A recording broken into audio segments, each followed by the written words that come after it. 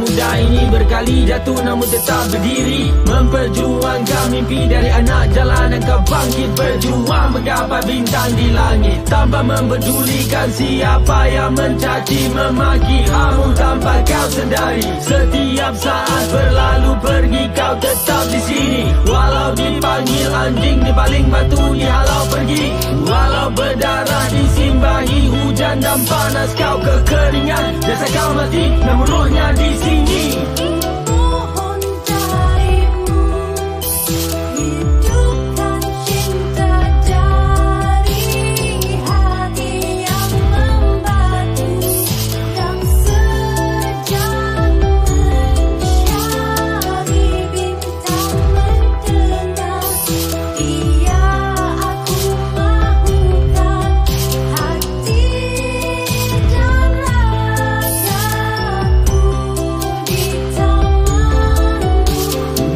Tepuk kau tersungkur namun kau tetap bersyukur. Kemiskinan bukan satu halangan buat kau terus kufur.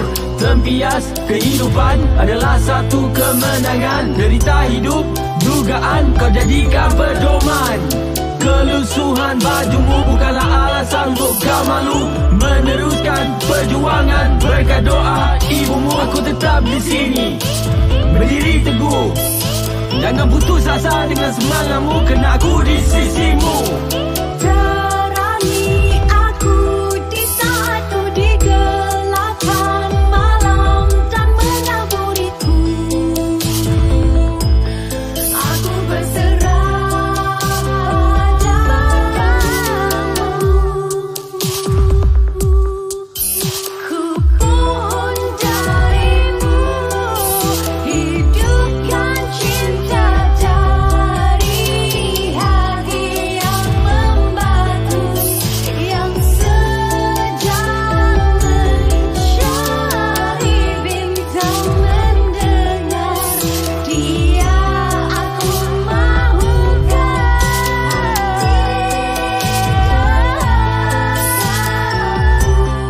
di tamanmu. Kau boleh memenangi perjuangan ini. Sekiranya bukan untuk saat yang paling gelap, aku tidak akan mendapat kekuatan untuk menyalakan cahayaku. Terdapat tujuan yang lebih besar daripada kesakitan kau. Tiada pertumbuhan tanpa hujan. Kadang-kadang imbau ribut paling sukar untuk kau melahirkan perubahan terbesar kami. Kehidupan kau belum berakhir. Kau terus hidup. Tidak kira apa yang berlaku di masa lalu, kau hanya pilihan jauh daripada permulaan yang baru.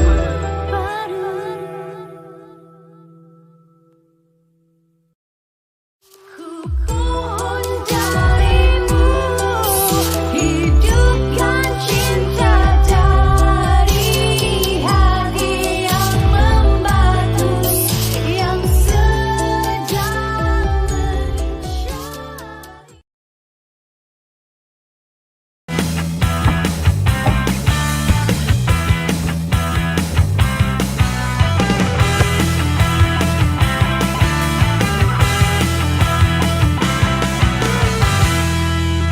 Hai, saya Andy. Jumpa saya di 16 hari bulan Ogos pukul 9 PM Malaysian Time di acara webinar Wira Muda Bebas Dadah. See you there. Hi, I'm Greg Bennick with 100 for Haiti, the Portland Mutual Aid Network, and I've been straight edge drug free for about 9 million years. Perhaps you know me from my bands, New Kids on the Block, Boys to Men, and the Spice Girls. Join me on the 16th from 9 to 11 p.m. Malaysia time on the Drug Free Heroes webinar. We're going to be discussing teamwork and how to best support one another out in our community and in the world. I look forward to seeing you there. Hi everyone in Malaysia. My name is Terresa and I am with Drug Free World New York. Catch me on the next episode of Drug Free Heroes, 9 p.m. August 16th. I want to see you there.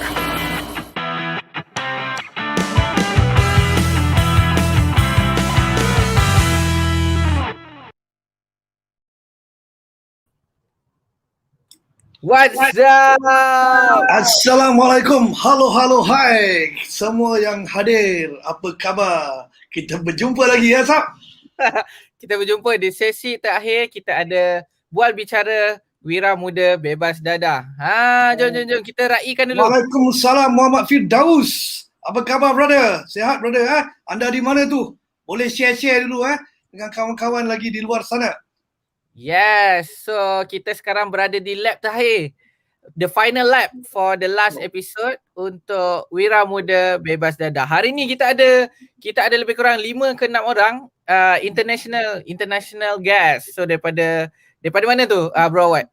Okey, kita ada daripada Hongkong, kita ada daripada US, kita ada daripada Korea, kita ada daripada Indonesia. So ramai lagi. So kita, kalau korang nak tahu siapa mereka, kena check out dan tunggu sampai habis. Bukan lama pun, 2 jam je. Lagi satu, diam tak diam dah habis, final lap dah. So hopefully korang boleh stay dengan kita. Okay, betul lah Nur Fitri Ali, Assalamualaikum warahmatullahi taala wabarakatuh. Okay, please share semua kawan-kawan semua. Okay Sab, macam mana Sab dengan keadaan selepas orang cakap kita bersiaran selama 3 minggu 3 minggu, betul? Betul. So hampir 3 minggu. Macam mana orang punya ni Sab? Orang punya penerimaan Sab? So ini adalah kali pertama. This is the first time kita gabungkan pemuzik dengan skaters. We are combining a lot of musicians, skaters daripada seluruh Malaysia lah.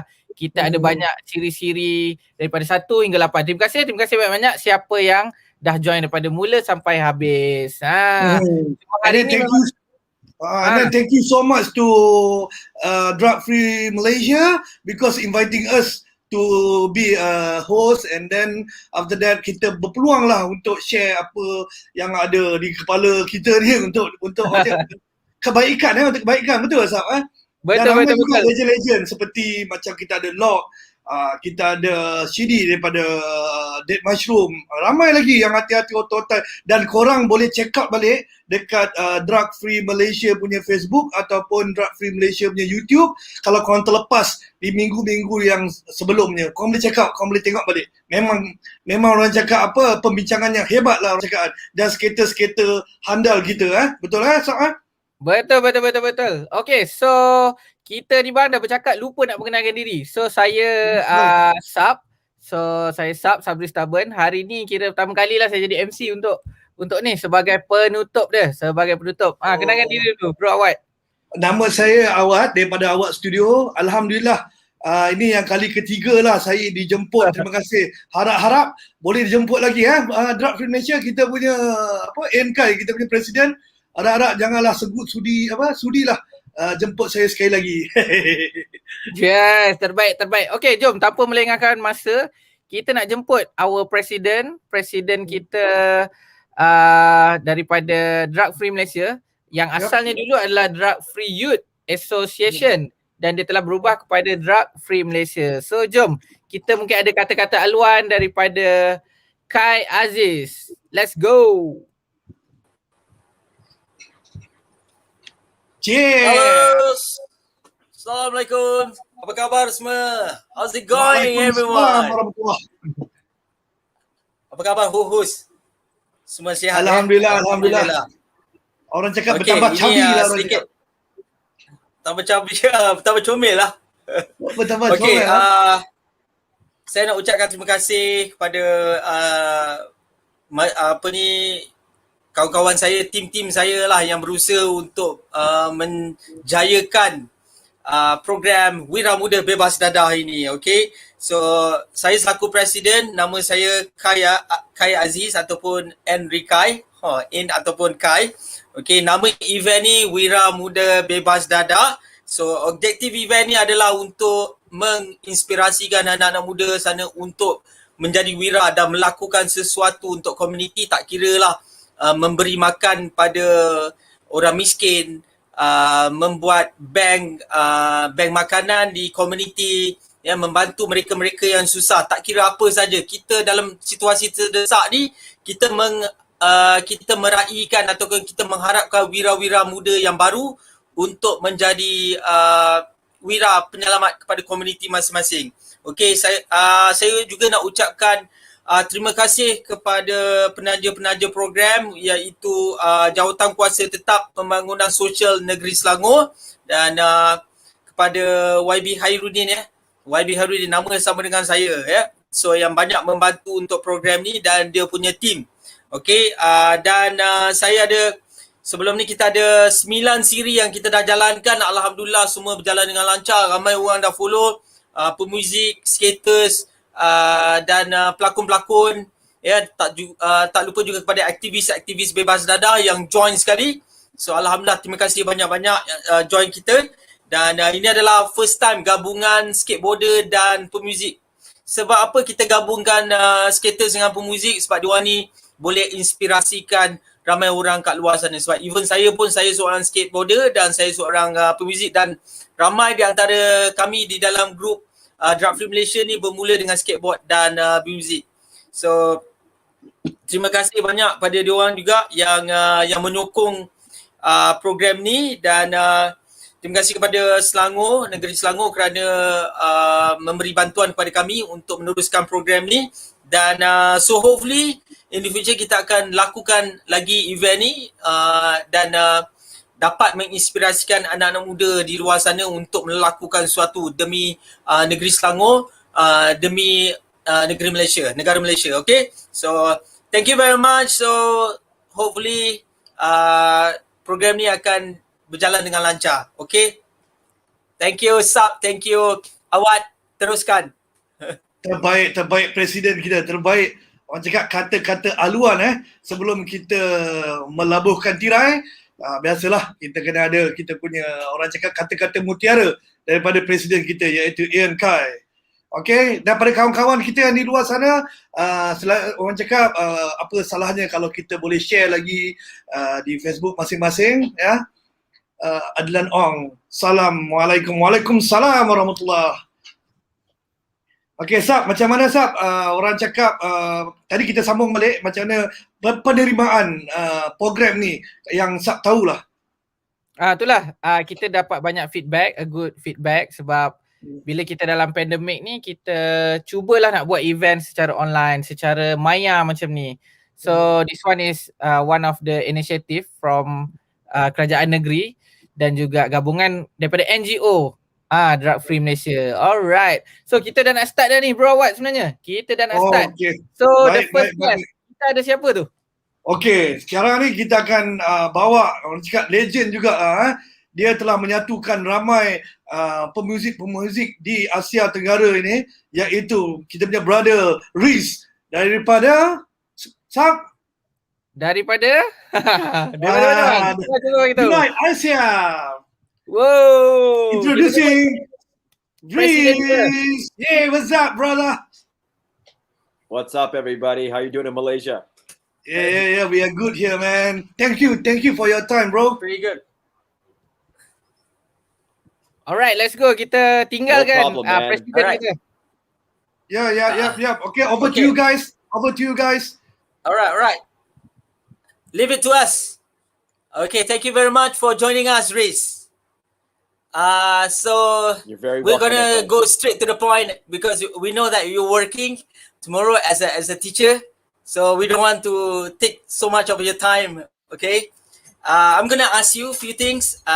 Can you tell me about, can you tell me your name, where you come from, your country, your work, your family, and the story how you choose to become drug free and to become straight edge. And lastly, tell me how's the situation in Hong Kong right now, and how do you manage to, stay positive? All right. Thanks, bro. Thank you so much to anybody that's listening. Thank you, Ann, for giving me this chance to talk about my little bit of my journey. I like to talk a lot. So if you're relaxed, take some time to sit down comfortably and listen to the story. I've got my tape Tariq ready to go. So here's my story. I'm actually born in Pakistan. So like a lot of you Malaysians, I'm also Muslim. But I was born in Pakistan, but my family already was living in Hong Kong. So when I was born, they brought me to Hong Kong. So I've been in Hong Kong since I was 2 months old. Now I'm 44 years old, so I've been here a long time. My whole story about straight edge and drug free and hardcore and punk rock actually all started with metal and skateboarding. So like many people, I got into like music early. I got into like hard rock first. The typical stuff like Motley Crue, Guns N' Roses, you know, all the bands that sing about the dumbest things you can imagine, the stupidest things. And even some of the songs, man, if you as a dad now, you know, with a daughter, and I look at some of the lyrics of Guns N' Roses lyrics or Motley Crue lyrics, and I'm like, this is the dumbest stuff in the world. I cannot believe I liked it. But at that time, you know what I mean? When you're just a young kid, you just want to be rebellious. You just want to be like anything hard, anything with rock. You know, like bands like AC/DC or whatever. Like those are all the bands that really got me into listening to harder music. And the main reason I got into harder music was because I went to an international school in Hong Kong, an American school. So I had a lot of like American values and American culture that I was, you know, absorbing in school. But when I came home, I had very, very strict traditional Pakistani Muslim parents who didn't understand, you know, the conflict that I had, you know. So they didn't understand why I was talking back. They didn't understand the ideas and values I had. They're like, why are you listening to this music? The men in the bands you listen to look like women. You know, like Motley Crue had had the hairspray and all that stuff. Yeah. But so there's all this conflict, and they just didn't understand. And my dad was, you know, like a lot of pretty traditional Pakistani families. My dad was very strict, right? He didn't understand anything. He worked very hard to put all his children into international schools. When he came home, he had a lot of anger in itself. And so anything I did, and I'm the eldest in my family, so anything I did, he would hit me and stuff like that. So I grew up with a lot of hitting, you know, a lot of belts, a lot of hangers, a lot of like, I learned my multiplication tables, you know, like 3 times 2, 3 times 3, 3 times 4. You know, I didn't learn it in school. I learned it with my dad's belt. So if I messed up, he'd take the belt and hit me with a belt, man. So shit was pretty hard, man. That's the life I grew up in. And so even with skateboarding too, it came into my life early. So skateboarding and heavy music was like my saving grace. But like, I know you guys probably wanted to hear about like the drug-free and straight edge part. When I was growing up, I didn't know anything about straight edge. I didn't know anything about drug-free because in Hong Kong, even now, there is no real hardcore scene or punk rock scene. So I was just fully metal. But I was also very in love with skateboarding. I didn't want anything to mess around with my skateboarding. So I remember when my friends, all my skateboarding friends, we used to skate every day, skate for hours. This is before the internet, before smartphones, before any phones. So like whenever we wanted to go skateboard, we would just meet up somewhere in Hong Kong at 1:30 on Saturday and then skate for like 10 hours. So we used to skate all the time. And then about when I was in 8th grade, my friends started smoking cigarettes and started doing drugs and started drinking. And when skateboarding started to go down, right? All skateboarding sucked, man. And there was so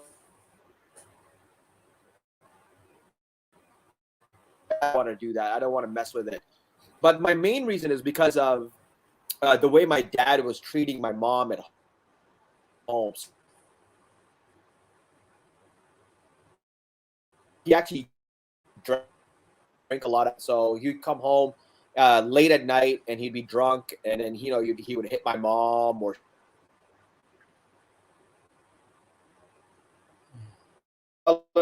here.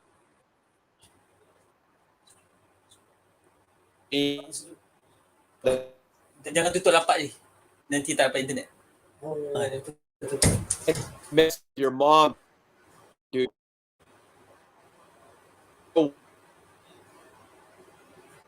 How I was very young, maybe 11, 12.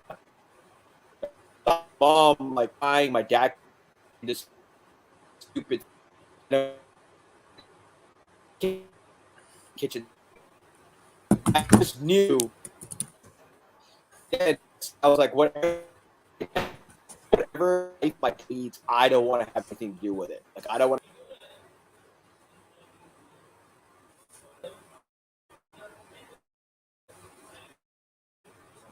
Oh, nampak gayanya kita ada cabaran. Kita ada Sabaran. cabaran. Okey.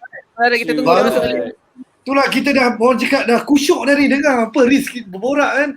Macam mana dia, you know. Okay, there we go. Okay. Oh, Okay. did it Continue. freeze? Where did I stop? I don't even know. Yeah. Just keep going wherever I Dia stop kat mana? Yeah. Just keep going. Keep Yeah? continue back. Yeah, sure. So then, Yeah. so I kept my life in high school with all my friends were drinking. All of them were doing drugs. All of them were smoking. And they always knew that I didn't drink. I didn't know the term drug-free. I didn't know the term straight edge. But they just knew that I didn't drink. So they would always protect me. So if I went out to a bar or if I went out with some people that I don't know and they're like, hey, you don't drink? What's wrong with you, man? Be a man. And all my friends be like, yo, don't mess with him, man. He doesn't drink. Choice. Forget it. Get out of the way. If you don't want to hang out with us, fuck off. You know, so they were really like very supportive of that type of stuff. I don't know if I can swear or not, but I'm swearing. Okay. So We cut that off.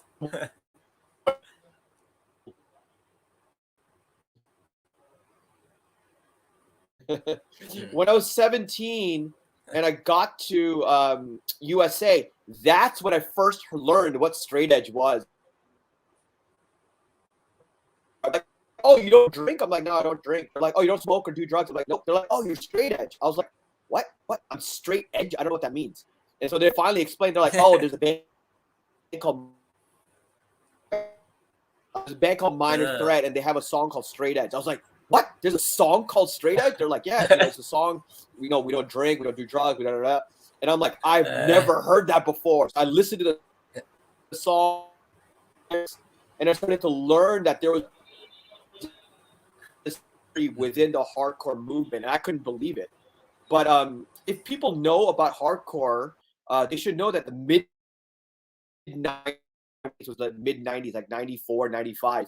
In the US, by 94, 95, there was like a hard line straight edge thing. So like bands like Earth Crisis and like really hard lines. So they were walking around with bats, beating people up who smoked or drinking or selling drugs, all that crazy stuff. And I was like, man, that has nothing to do with me. I became straight edge for myself.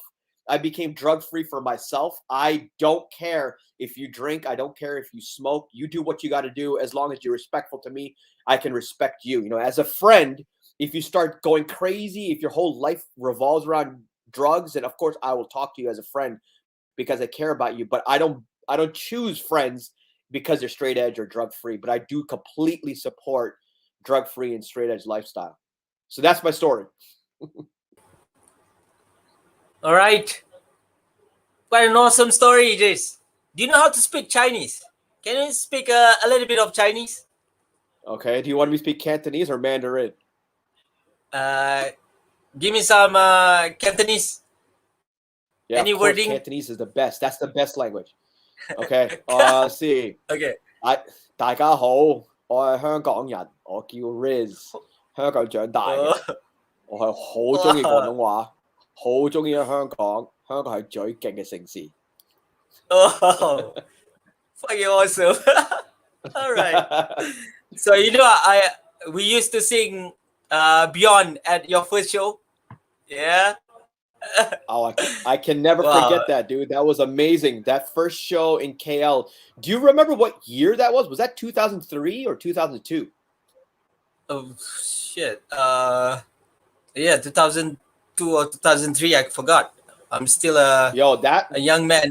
That is, yeah. I mean, we were all young. I remember that show so well. It was at Blue Planet in KL. Blue Planet, yes. Yeah. And that was my very first experience of Southeast Asia. And when we got to Blue Planet and when we got to KL, we didn't know what to expect, man. Like, I mean, I'd heard the music, right? Because people were sending me songs. But when I got to the venue and, you know, you guys, Second Combat was playing, Cassandra was playing. I mean, I don't remember. There's a bunch of, there's like 100 bands playing. But every band that played that night was so good that we were backstage, like me and the King Lychee guys, and we were like, why are we headlining this show? We should not be headlining. Like when Second Combat was playing, dude, I will never forget you guys and all like the girls in the hijab singing, finger pointing. Dude, it was the best thing I'd ever seen. Like Muslim kids that were there that loved hardcore, loved punk rock. It was the best. And that literally that night changed the whole mindset of playing hardcore in Asia. I was like, dude, I cannot be this level. I have to be Malaysian level. That's how good I thought Malaysian hardcore was after that night. Yeah. It was a good what we call good memories. Yeah. It was the best. Dude. Okay. My final questions, Rizz. Tell me about the situations in Hong Kong right now. How your government and you handling the COVID things? How do you manage to stay alive?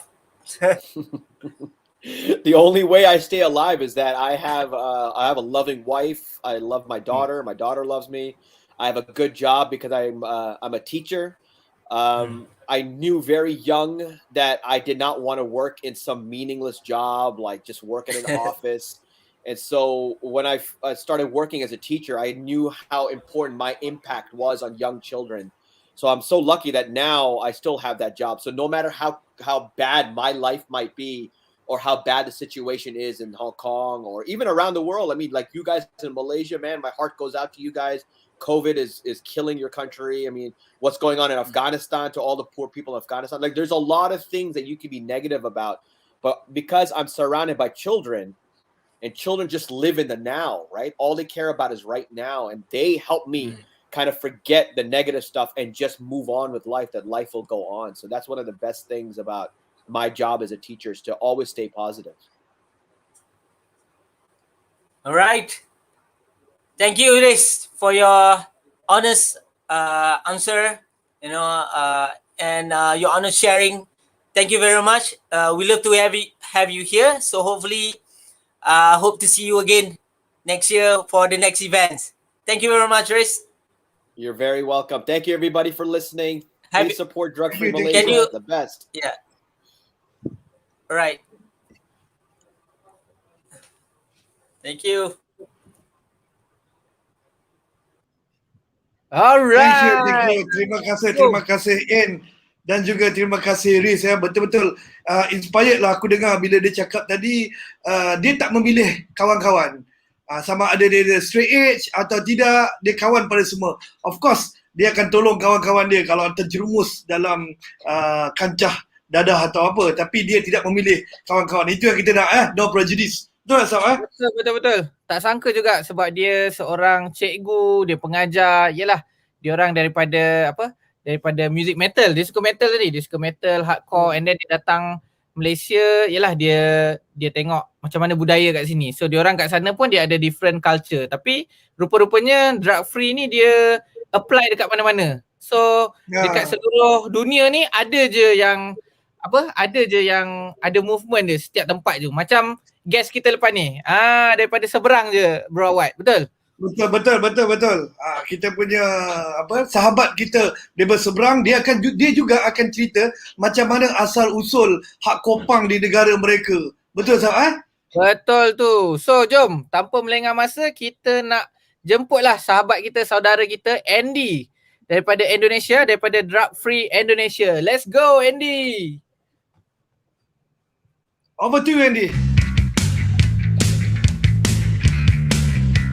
Something inside, look in my eyes. It doesn't matter who, not in your side. From deep in your heart, life is still high. Whatever happened, we are standing up, screaming, calling one in your heart. You have the what to say for the upcoming day. Your right to stay in the stand. We make everything strike edge right. We make everything strike edge right. Assalamualaikum, saya Andy dari Pukul Balik. Saya berasal dari Batam, Indonesia. Oke, saya akan bercerita sedikit tentang movement hardcore punk di Batam. and movement daripada straight edge and drug free youth di Batam. Okay. Mungkin hardcore sendiri bagi saya itu diawali waktu saya sekolah dulu, di mana di era 92-93 itu memang belum ada lagi scene, belum ada lagi komuniti.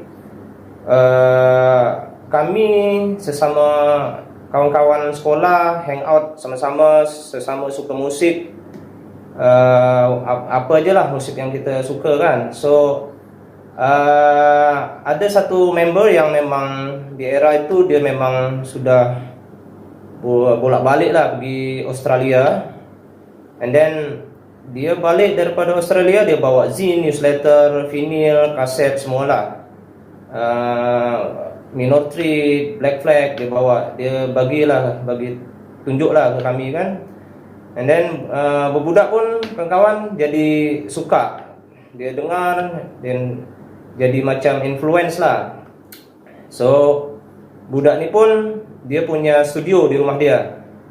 Jadi kami masih zaman sekolah tu belum ada lah nak pergi studio bayar, belum tahu lah masa sekolah kan. So numpang lah di studio dia, latihan situ, ngejam situ.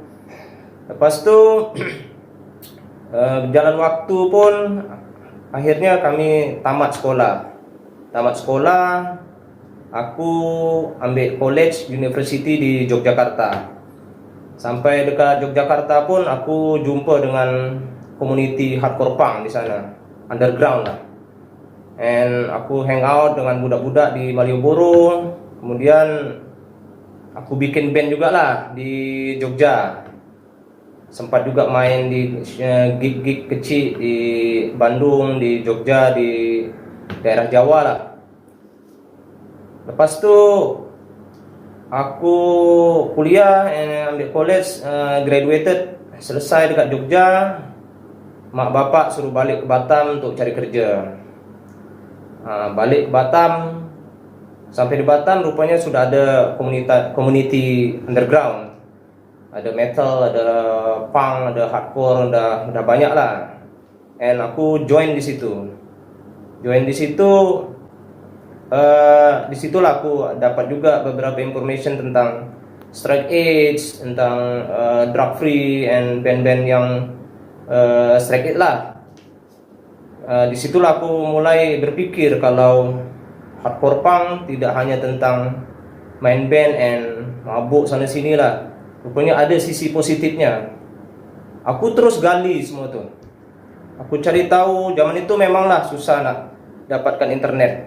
Aku dapat hanya dari newsletter, zine daripada kawan-kawan semua kat situ. Ini memang movement bagus menurut aku, karena aku sendiri pun lihat di dalam family aku ada yang abang aku lah, dia suka mabuk, dia asal dah mabuk dia bikin masalah kat rumah. Daripada kes dia ni lah aku pun jadi macam fed up dengan dia. Dia melawan dengan orang tua aku, dia banyaklah buat hal sampai dia sempat juga masuk lock up, dia kena jail, tahan sama polis.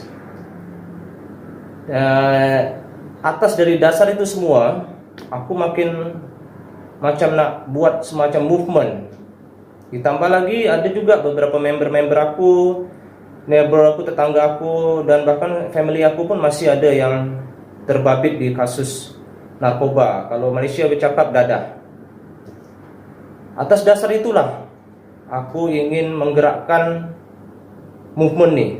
Memanglah aku tak banyak buat apapun. Aku tak terlalu banyak untuk mengajak kawan. Mungkin hanya sebatas aku berorasi di atas stage.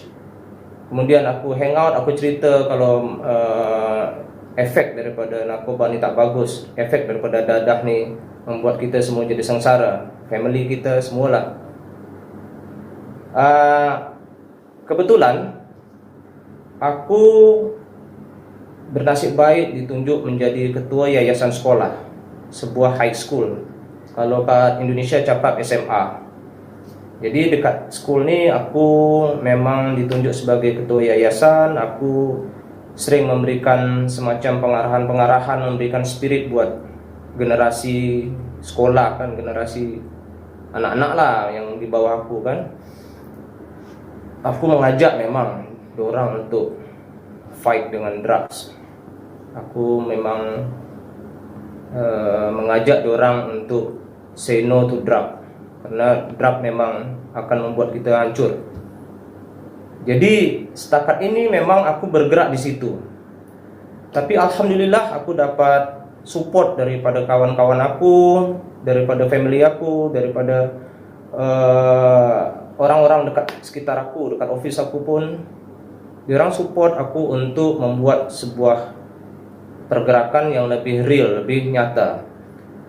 Oleh sebab itu, aku ada juga lah memberikan semacam motivasi, semacam penyuluhan kalau bahasa Indonesianya, semacam realisasi untuk mengajak semua generasi sekolah ni untuk menjauhi dadah atau narkoba. Itu sebabnya aku mencoba untuk membuat semacam NGO, dan aku kebetulan dapat support dari Drug Free Youth Malaysia.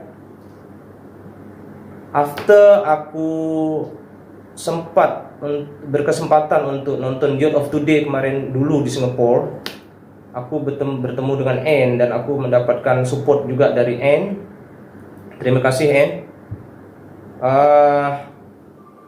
Setelah dari pertemuan itu, aku mencobalah pelan-pelan memang, karena kat Batam ni memang dibutuhkan semacam NGO seperti itu. Karena memang lingkungan dia memang kalau kita tak kena jaga family kita, memang bahaya bro. Memang bahaya. Aku ada experience macam mana aku guarantee family aku daripada polis. Dia kena tangkap sama polis, aku mesti urus dia, take care dia. Aku harus menjalani proses untuk membebaskan dia. Jadi bukan hanya drugs ni, dadah ni, narkoba ni bukan hanya menghancurkan zat adiktif yang bisa menghancurkan badan kita. Dia juga akan membuat kita bermasalah dengan hal-hal yang lain, berdampak dengan hal-hal lain. Itu sebabnya aku mencoba mendirikan Drug Free Youth di Batam ni. Terlepas aku dapat support daripada kawan-kawan ataupun aku movement, aku jalan seorang, aku jalan sendiri, aku tak peduli lah. Yang jelas niat aku baik untuk mengajak semua kawan-kawan generasi muda, orang tua sekalipun untuk stay away to fucking drug. Tidak hanya drugs, alkohol, rokok bahkan. Rokok ni pun tak bagus untuk orang-orang yang pasif dengan rokok aktif. Orang yang merokok asapnya bisa kena kepada orang yang pasif, itu lebih berbahaya, yang dikeluarkan dari napas dia. Aku juga boleh bilang menentang itu. Alkohol apalagi, karena aku dah banyak experience dengan alkohol ni. Keluarga aku, tetanggaku, kerabat semua aku ada yang memang diorang memang betul-betul buat alkohol ni merusak hidup mereka. So di sini aku mengajak juga untuk semua kawan untuk menjauhi narkoba atau dadah.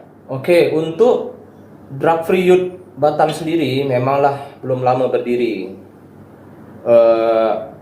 Aku mencoba untuk menjalankan ini. Aku mencoba untuk membuat semua ini, merealisasikannya dengan cara aku. Mungkin aku memang masih butuh support daripada kawan-kawan. Kalau experience yang sudah aku buat untuk yang sebelum ada Drug Free Youth ni, memang aku bergerak dari gigs atau show-show saja. Dari situ memang kami ada jugalah buat macam charity show. Ada kawan-kawan yang butuh support. acara-acara sosial lah yang lebih tidak ada berkenaan dengan profit. Tapi kita memang buat charity, pure charity. Itu memang ada kita buat selama ini. Adalah tak, memang tak banyak lah. Tapi setakat ini kalau untuk drug free youth Batam ini memang aku baru membuat semacam penyuluhan-penyuluhan saja. Adalah dekat beberapa tempat, ada sekolah aku sendiri aku buat di situ. Untuk inilah aku memang baru nak memulakannya. Begitu aku nak start, aku lah lebih serius di sini. Saat ini memang belum bisa lah karena di Batam sendiri COVID-19 masih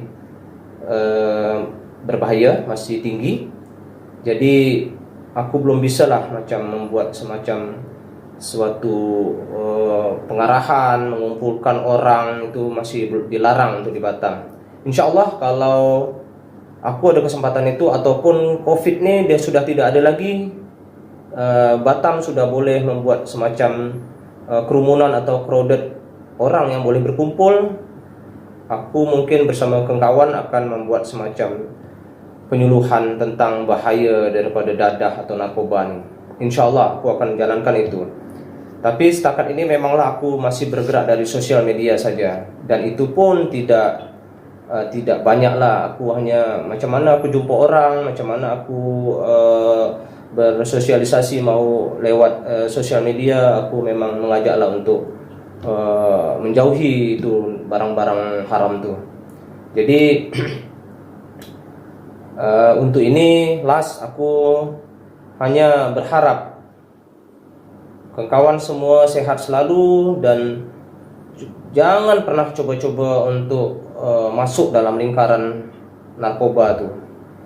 Karena Batam sendiri memang masih banyaklah. Kalau kita tak pandai-pandai kita untuk menjaga diri, memang Batam masih mengancam untuk hal-hal dadah atau narkoba ni. Jadi aku kebetulan juga sudah dapat support dari BNN, Badan Narkotika Nasional. Aku sudah sempat juga berkomunikasi dengan orang-orang kat sana, diorang support. Semoga drug free youth Batam semakin lama semakin bisa berkembang dan dapat menjadikan sesuatu hal yang positif untuk kita semua, untuk keluarga kita, untuk lingkungan kita, untuk orang-orang yang kita sayangi. Tak ada yang salah di sini. Saya hanya mengajak untuk yang lebih baik. Daripada kita terjerumus di dalam lembah itu, kita akan susah nanti.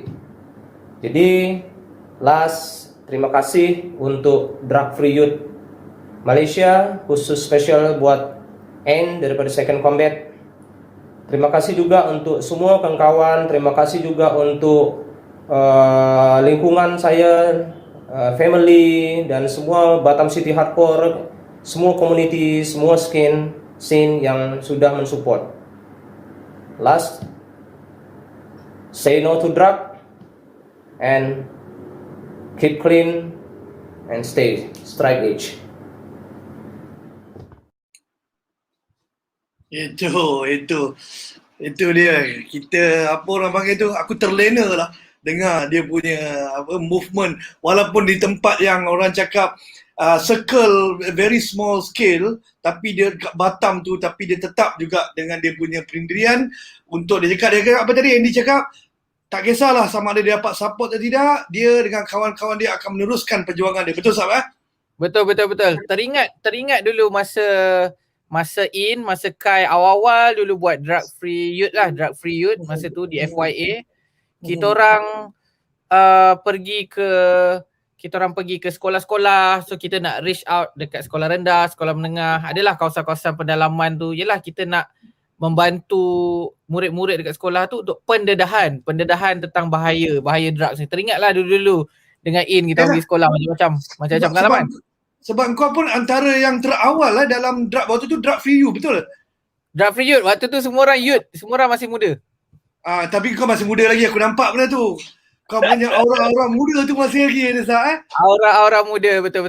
Tapi sebenarnya kita nak buang masa lagi sah, kita nak buang masa ya, lah. Takut lambat lah kita. Okay, kita introduce lah kan. Introduce our next guest. Kita ada siapa, Sab? Kita ada someone from Korea. Maybe Okay. I think he is ready. Dia dah ada. Okay, saya dah nampak dia. So maybe Okay. kita terus jemput our president with Our next guest, siapa namanya tu? Bro Awad. Kii the Geeks from Korea. Woo! Yeah, what's up, What's guys? up, everyone? How are you? Hey, what's up, bro? Can you hear me, or can you see me well? Hear me well? Can you hear me well? Yeah, Yeah. yeah. How's it going, Cool. Kii? I'm good. Yeah, you look Everything you look good. amazing. You look young. As usual. No. What did you eat? No.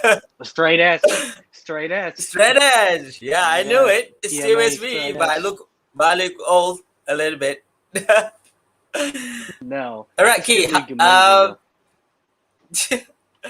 All right. Thank you for joining us. Thank you for joining the Mhm. Young Heroes program. Okay. Today we're going to inspire a lot of people. To stay positive and to fight the COVID-19, and at the same time, help other people in need. Okay. I'm gonna ask you a quick questions. Okay. Tell me about your name, your band, country, your work, family, and how you choose to become drug free and straight edge. And lastly, and how's the situation in Korea? Can you sum up in one story? All right. Oh, that's a lot of Okay. questions. And recast only In in one. one sentence.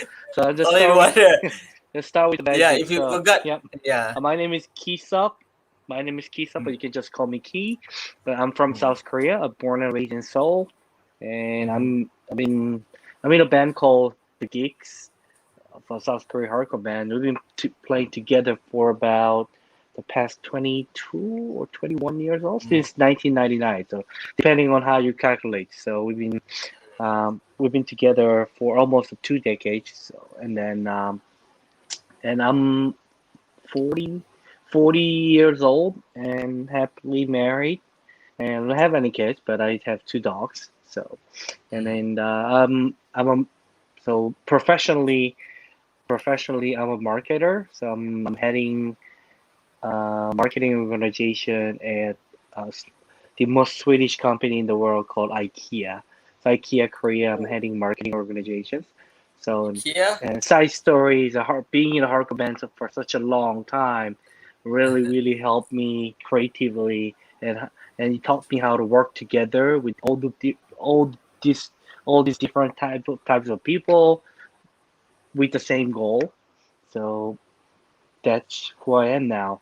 And how I became straight edge was like back in 1996 or 7, right? And I mean, before that, I didn't want to. So my family had a little bit of alcohol problem back then. So at a very young age, I didn't want to associate myself with alcohol culture.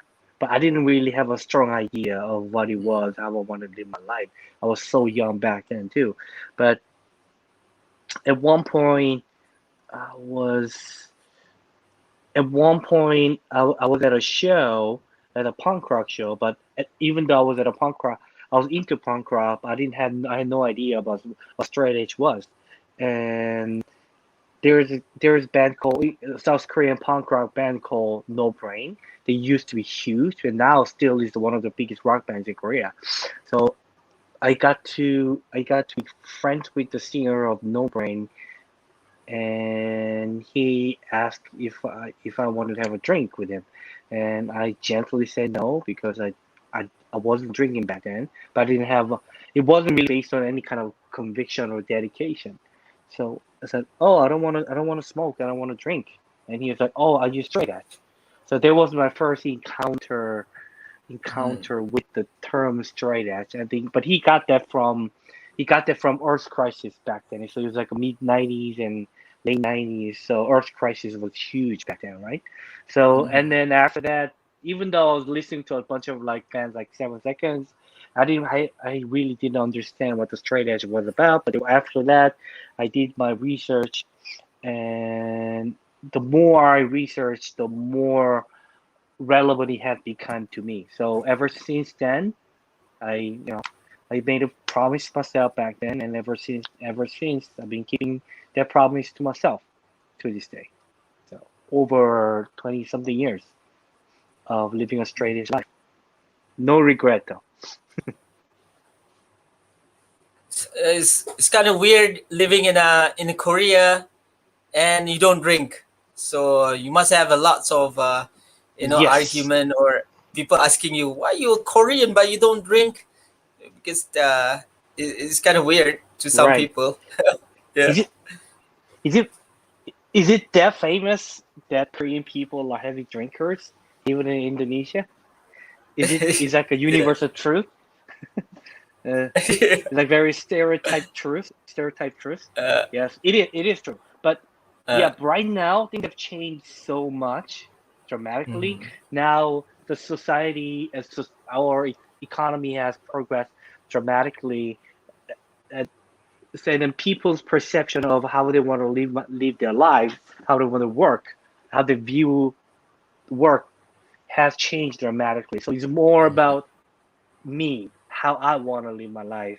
And back in the days, I mean, especially still to this day, Korea is all about confirmative. So confirmative, like there's like one truth everyone has to follow. And now it's different. But back then, as you mentioned, so Korea was a drinking kingdom. Drinking kingdom. Right? Even though an article that the average consumption of alcohol, Korea was number one, even surpassing Russians by far. So when I'm saying, so I think individually we may not beat Russians. However, I guess on average, everybody drinks really crazy, but not anymore. But back then, it was a challenge. It was a struggle, and I almost got beat up for not drinking or refusing to drink. So I went through a lot of those like weird moments and pain points. However, but there are a lot of good people. It's like a superhero movie. There's a villain, but there's always people who are there to support you. And then those people help. Like even though they're not straight edge, even though they had no clue about what the hardcore or the punk and the straight edge was, they were supportive of my idea because I had a conviction. I explicitly explained why I didn't wanna drink, but not in a very aggressive way. So I formulate my own storyline, and here's how it goes. So a lot of people still to this day ask me, "Oh, you don't drink?" I was like, I've never drank in my life. It's like they were shocked. I was like, what? How? But isn't it? They're like, do you smoke? There are a lot of people who don't smoke too, right? If you compare drinking and the smoking, drinking is like more like universal thing. Drinking is not right now is more of a choice too, right? So, so a lot of people who don't drink, I ask them, so you don't smoke, right? And they're like, oh, I don't. No, I don't. It's like it's the same thing. And a lot of people were shocked by my answer. And I think living a straight edge life or alternative lifestyle, whether it's straight edge or vegan life or vegetarian living, sustainable living, if you will, it's just I think it's playing a really key role in society in terms of making people question what is just there, right? So I think that's the power of hardcore music, power of punk rock music, and like enable you to think for yourself, question the world, and have your own point of view.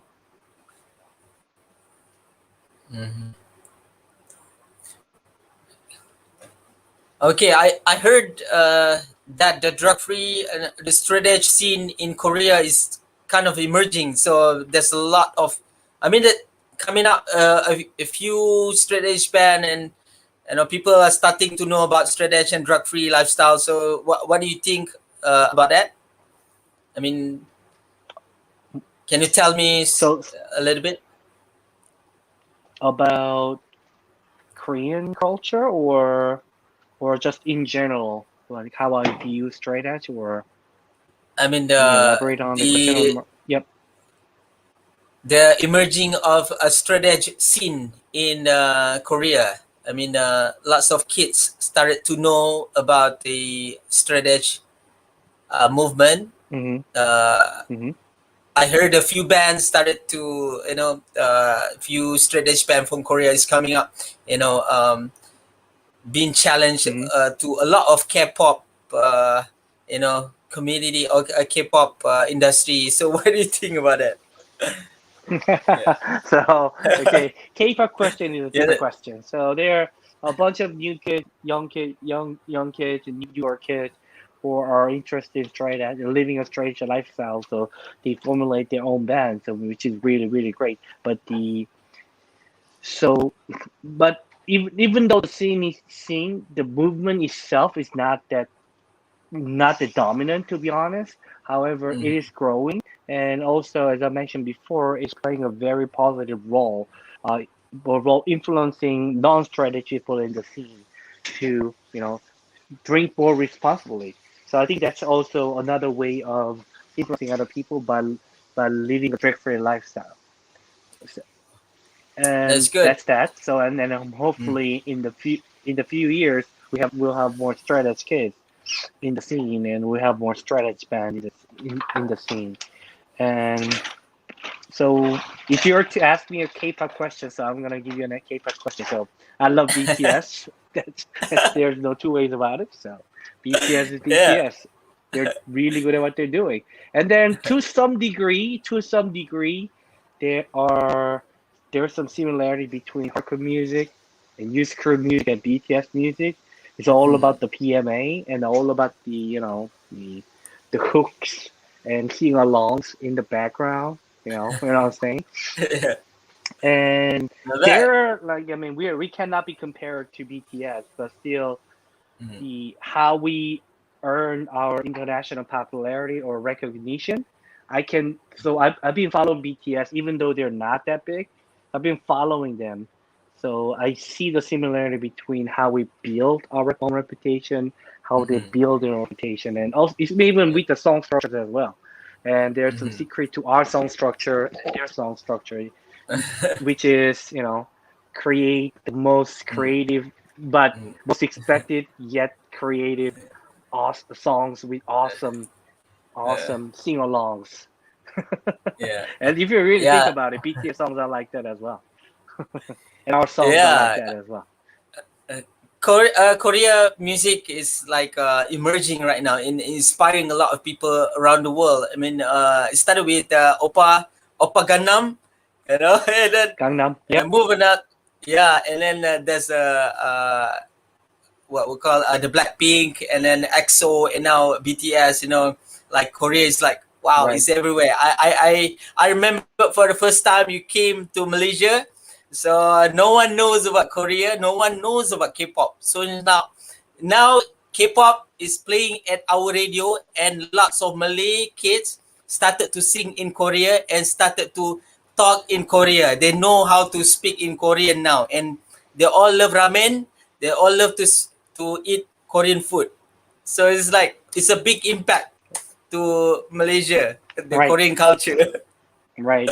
Yeah. I've seen the Okay. progression. So we had a privilege. Yep. Go ahead. No, it's okay. Also, we had a privilege coming to Indonesia and Malaysia when it was a 2004 or 5. It was like a first wave of the K wave, if you will, Korean wave. Well, that's what we call it in Korea, this K wave. And then, so it was amazing to see. There are a lot of people who are excited about the Korean culture, Korean TV drama. And there's a guy named, artist named Rain back then. So Rain, Go yeah, Rain. I remember. So he was super popular back then. So and yes, Mm. and then I'm very thankful that we kind of were part of that like first wave of first K wave back then, influencing a lot of people, I guess, back then. So it was a great experience. So, and then I still can't believe that how how Koreans K-pop is everywhere, and you can consider us like K-pop, K-rock, K-core, whatever you want to call us. Okay, that's great. One last questions. Tell me the situations Yep. at Korea right now. About the COVID-19. How's the government, and how do you handle the problem, the COVID-19? Have you take vaccine, or how the government handle the people? Yep. So right now it's pretty bad. So to sum up the question, so right now it's really bad but we started out really great. So we were one of the first countries where we had coronavirus, and then we quickly formed our own strategy and plan to deal with that. So we were regarded as like one of the best cases in the world. So, but we thought that we continued pretty well, but unfortunately now we're kind of late to the vaccine game. So although so a lot of people like UK, US, they're about 70%, 6% are vaccinated. Right now we're only looking at 20%, and they just started the rollout program for 18 to 45 or something like that. So which is the majority part of the population. So I'm part of that too. I think I'm expecting to get the first shot probably like in November, and there are not enough supply. So we're also dealing with supply, and then also people have been desensitized. So although they were being very careful, but they still go out while maintaining social distance. So, but they kind of encouraged the surge of the new cases, escalation of new cases. So right now we are on level 4. We only have 4 levels. We are on level 4, meaning that we are, in terms of number of new cases, like everything is like semi-lockdown. We still have freedom to go out, but there are a lot of rules and restrictions that we have to follow. So I'm hoping that in 3 to 4 months time frame, we'll be in a much better position. But so I know that for sure that this corona blues thing is real, like depression, etc. And we used to go to the shows all the time to express our feeling. It was a great outlet. It's gone. So now it's like somewhere all contained. You don't know how to get it out. In a few months, hopefully the shows will be back.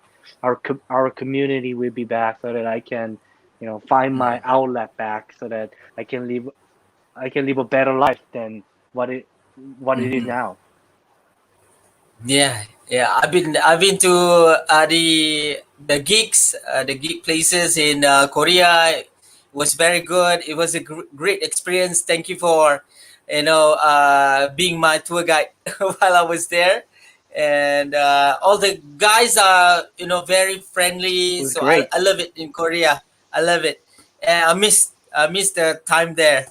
And one last question, Rizz, can you speak Kii? Can you speak a little bit of Korean words that can inspire? Because a lot of people waiting to waiting for you to say something. Can you say something in Korean? In Korean. Yeah. 네, 안녕하세요. 저는 더 긱스의 서기석입니다. 네, 이렇게 만나뵙게 돼서 정말 반갑고요. 많은 분들이 이렇게 드럭 프리 라이프, 스트레이트 엣지 라이프를 살고 계신 것들에 대해서 저도 한 사람의 스트레이트 엣지로서 너무 감동적이고요. 굉장히 저는 스트레이트 엣지라는 것들이 진짜 살면서 굉장히 중요한 저의 삶의 원동력이었어요. 저의 삶에서 생각하는 것들. 그렇기 때문에 여러분들도 이 스트레이트 엣지 드럭 프리 라이프 삶을 꼭 잘 지켜가셨으면 좋겠습니다. 감사합니다. 사랑합니다. We do this. Samsamida. Okay. Samsamida. 감사합니다. This one hard. It's a heart. Okay. My daughter already know this. She always show me, hey, Didi, I love you, like that. Yep. Okay. There's one person wanted to ask questions. Can you up with the questions? Some Sure. people they didn't know that you were married. So I think you married a few years ago, right? Yeah, That's 7 years ago. Yep. 7 years ago. Hey, it's the same as my marriage last time. Okay. Okay, cool. Wow. Any more questions, guys? Any more questions to ask Rizz? So before we end this. All right. I think there's no more question. Anyway, thank you very much for having the interview here, Kii. Thank you so much, It's Kii. Thank you been so good much, to Kii. see you again. It's been good to see you again. Hey, Thank but you very much. one question, Kii. When you One question. when you spoke about No Brain Band, if I'm not mistaken, they have a collaboration song with the big band back in the I think Oh, yes, last yes. 10 years. Am I right? Yep. Yeah, right. And Ah, our second guitarist used to play No Brain as well. And then current guitarist of No Brain used to cover Wardrobe as one together in a practice room. I might have a recording somewhere.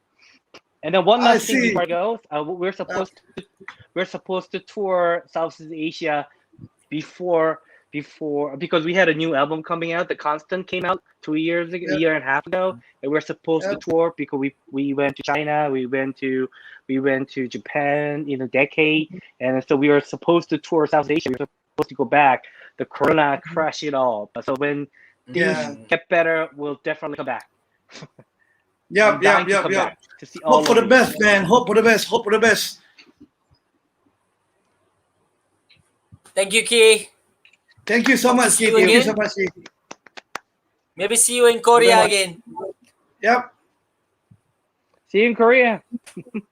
Yeah, see you, Kii. Kamsahamnida. Bye-bye. Okay, thank you so much. And Kii. Oh, best. Macam mana? In Kii Rain Kai. Kirain Kai. Betul, macam Kii cakap tadi, dalam 10 tahun lepas, sebab aku ada juga pergi untuk aku punya media industry training dekat Korea. So kita pergi dekat Seoul. Waktu tu, and then after that, biasalah kita orang media ni lepas habis, so mestilah kita nak pergi tempat release tension apa semua kan. Dalam pukul 6, dia orang habis kerja macam tu. Memang dia cakap tadi, the kingdom of alcohol dekat Korea tu memang betul. Sebab every time dia orang habis kerja, dia orang mesti pergi minum. So very rare engkau nak jumpa orang Korea yang tak minum. So betul tadi Kii tu. Kan betul, mungkin dia orang punya culture memang stress kan, dia orang memang negara dia orang betul-betul orang cakap apa sedang orang cakap apa on top of the world lah orang cakap kan. Mungkin itu dia orang punya orang culture kan. Kita kena hormat juga culture orang. Betul tak Asaf? Betul. So dia antara yang rare. So kita pun tak sangka seluruh dunia ni, bukan je kat Malaysia, macam tadi kita ada kat Korea, dekat Indonesia dan Hongkong kan. Kita ada banyak movement yang sudah tentu dekat setiap negara dia ada movement yang kita panggil drug free ataupun straight edge ni lah. So memang setiap orang tu ataupun satu group tu dia memang ada group yang rare sikit. Yang rare betul Yang bila rare. kita dengar balik kan rare tau dia orang ni. Okey macam Agaknya mana dia seorang je. Betul macam mana Rizz tadi. Lepas tu macam mana Andy tadi. Lepas tu sekarang Kii pula. Memang bila kita dengar balik dia orang ni adalah orang cakap niche punya orang lah. Betul tu minority lah orang cakap. Makhluk-makhluk rare. So itulah dia kita kumpulkan dalam Wira Muda Bebas Dadah ataupun program kita Young Heroes. So kali ni kita sampaikan dalam bual bicara Wira Muda Bebas Dadah. So dengan selamat datang santai dengan santai. Selamat datang sekali lagi siapa yang sedang menonton dekat Facebook, dekat YouTube. So selamat datang. So jom zahirkan dekat ruangan chat. So best ke best.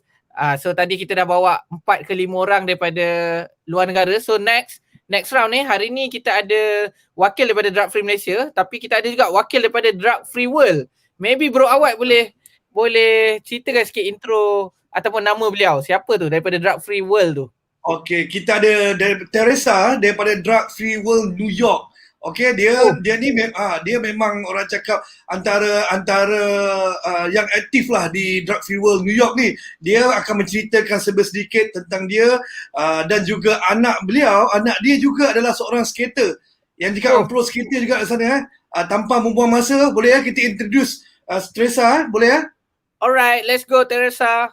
Terresa from New York. Woo! Hi, everyone. My name's Terresa Riley, and I'm with Drug Free World New York. I've been with Drug Free World for quite some time because I'm drug-free. I guess everyone here is, and I'm really, really happy to be on this webinar tonight. I hope that the message we send tonight is going to inspire you. A little bit about me. I was involved with Drug Free World because I saw the way that the world was spiraling out of control with illicit drugs, prescription drugs, you know, just every kind of drugs that are out there. And the kids, they've been taking drugs mindlessly and they think that it's okay. And not only kids, it's not only kids. And I don't mean to single out kids, because I know a lot of adults that are taking drugs, but kids grow into adults, and if we can teach people when they're young the value of being drug free, well, then we have half the battle won. So I am giving a great shout out to you guys here, because you are the smartest people on the planet to be involved with a drug free lifestyle. What I want to talk to you tonight about is I have 3 boys. I'm a mom of 3 boys, and I was drug free since the time I was 16 years old. I dabbled in a little bit of you know, smoking marijuana and stuff, and I realized that, boy, if I keep doing this, it's not going to get me very far. So I quit that at 16 years old and embarked upon my life. I ended up getting married, and I have 3 boys who have all turned out wonderful. They're all drug free. But tonight we're going to talk about my youngest son. His name is Max, and he is an extreme sports guy. And the kid has been excelling in sports forever. Not team sports. I'm talking about skateboarding, snowboarding, and motocross.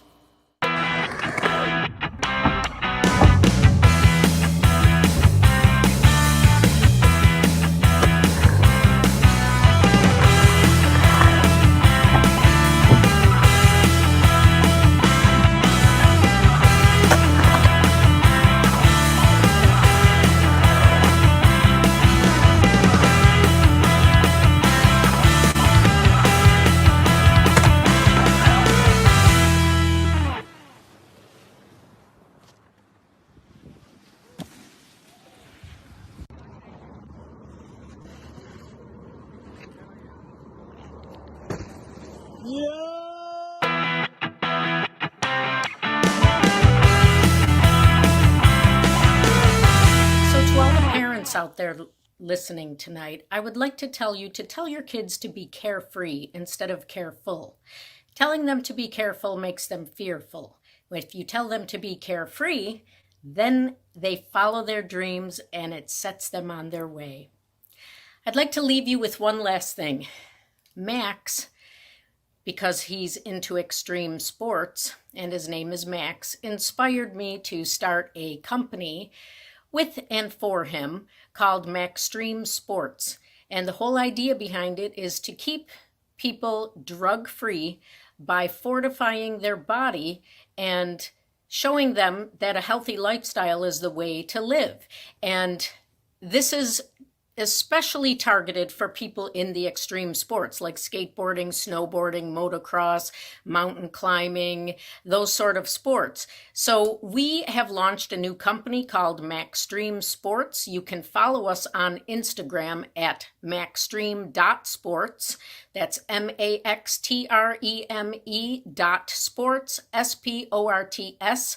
You can go to our website and see our wonderful sports nutrition products that we are starting off with. Our website is www.maxstreamsports.com. Our newest products that we have are a pandemic immune booster, which is everything you need to keep yourself healthy in spite of and in light of the flu season, the pandemic, it just keeps your immune system up. And then we have a calcium magnesium drink called Maxstream Relax. You can chillax with relax, and it's everything that we make is totally natural, non-GMO, organic, made in America with no extra ingredients and no sugar. Then we also have an electrolyte drink That is for if you've had a hard day on the slopes and you're sweaty and you're getting a headache or you feel a little bit down, drink some electrolytes. It'll bring you right back. And at night, you can drink Maxstream Relax to relax your muscles so that you're in great shape for another day on the slopes or at the skate park. So again, you can follow us at maxstream.sports on Instagram, and our website is maxstreamsports.com. We hope to see you there. Please follow us. Thanks a lot, and thanks a lot for coming. Okay, terima kasih Terresa daripada New York. Okay. Thank you. Mungkin kita boleh cuba dia punya produk tadi tu Sab Betul. Sepatutnya kita daripada band DFM telah dijemput ke daripada Drug Free World untuk ke New York pada sekitar hujung tahun lepas kan, tapi sebab pandemik Jun. Oh, sekitar Jun, ya betul. Dan akhirnya ialah bila pandemik ni kita terpaksa tangguh kan. Kalau tidak kita pun dekat snow sana bang. Alamak, itulah pasalkan. Tak apa, insyaAllah. Orang cakap Tuhan lagi tahu benda yang terbaik untuk kita. Betul tak Sab? Betul. Untuk recap tadi balik, ialah dia ada produk dia. Macam Terresa tadi dia adalah ibu kan, ibu kepada 2-3 anak dia. Dia ada anak dia yang paling kecil tu, paling bongsu tu dia main skate dan snowboarding juga. Memang terbaik lah. Lebih kurang lah macam dekat Malaysia. Cumanya dekat sana dia ada snow lah. Dia boleh jadi snowboarders. Alright, lepas ni kita ada siapa? Bro Awad. Special guest. Lepas ni special guest kita ni, dia lah orang cakap penaung utama lah. Alright, dan penggerak utama. Drug free, awal dulu adalah drug free youth, sekarang adalah drug free Malaysia. Lain dan bukan, kita sekali lagi kita panggil kita punya brother Khai daripada Second Combat. Woo! Yeah. Nak sign boleh brother? Nak sign? Tak saya. Baik. Nak sign, nak baju Second Combat tu boleh kan? Oh, boleh. Kena beli baju Lain lah. macam. Minta masa live ni lain macam. Kalau masa live ni tak boleh cakap tak boleh. Sebab orang ramai. Tak. Kena cakap boleh. Kena cakap boleh. Nampak? Kita perangkap. Kita bagi peluang kepada In untuk cerita macam mana asal dia di FYA, lepas tu di FM dan apa plan-plan dia dekat Malaysia lah yang dia buat. Let's go. Okay, persilakan In. Alright, Assalamualaikum. Selamat selamat menonton rancangan Wira Muda Bebas Dadah kepada semua kawan-kawan saya yang menonton, rakan-rakan baru dan rakan-rakan lama. So saya akan cerita sikit untuk perjalanan Drug Free Youth ke Drug Free Malaysia dan macam mana kita berada di sini sekarang ni lah. Okay, untuk pengetahuan Drug Free Youth ni kita dah tubuhkan dah 2010, 2011 macam tu. Dan sekarang dah hampir 10 tahun perjalanan dia. So kita ambil masa yang agak lama lah untuk bertahan. Kebanyakannya kalau NGO ni dia 2-3 tahun dia akan KO lah pasal tak ada dana lah, tak ada itulah. So yang paling penting semangat tu, semangat. So saya alhamdulillah sebab ada kawan-kawan yang support Drug Free Youth ni, Drug Free Malaysia ni untuk terus maju lagi ke hadapan. Okey, perjalanan dia asal saya macam cerita Andy tadi, cerita sikit tentang samalah perjalanan dia bermula dengan seorang-seorang. Okey, lepas tu kita menghadapi banyak dugaan, cabaran dia macam mana nak pergi ke sekolah-sekolah, macam mana nak menyampaikan mesej anti-dadah tu kepada remaja dan kanak-kanak. So agak permulaan tu agak kekok dan agak tak biasa. So lama-lama dia akan jadi biasa. So saya banyak inspirasikan ni kepada kawan-kawan yang di luar negara macam di Indonesia, di Philippines, di Singapore. So dia orang tanya banyak tips-tips macam mana nak buka NGO, macam mana nak buka persatuan, macam mana nak start movement di negara masing-masing lah. So saya assist lah kawan seperti Andy ni untuk buka Drug Free Youth Indonesia supaya bermulakan dulu dan lama-lama dia akan ni lah, dia akan menjadi stable lah. Okay, So yang penting jangan give up dalam membuat NGO ataupun membuat movement. So asal dia kita memang bermula daripada kecil lagi. Kita tak ada movement dulu. So kami bermula daripada skateboarding. Okay, saya dengan sahabat saya Ali Kundang. Okay, kita daripada satu kampung, kampung custom, kampung Raja Muda. So kita bergabung dan kita buka, kita nak main skateboard saja. So daripada skateboard tu terfikir pula untuk dengar muzik dan terus dia bermain muzik. So banyak inspirasi daripada skateboard. Skateboard ni macam boleh membuka jalan lah kepada kepada scene lah orang cakap kan. Kebanyakannya kita orang semua banyak yang bermain skateboard dulu. So saya ni tak tera sangat main skateboard. So Ali tu dia tera. So Ali fokus pada main skateboard dan saya fokus pada bermain muzik. So kita masing-masing membawa skill masing-masing lah. So kita tubuhkan satu kumpulan tu, nama dia United Front.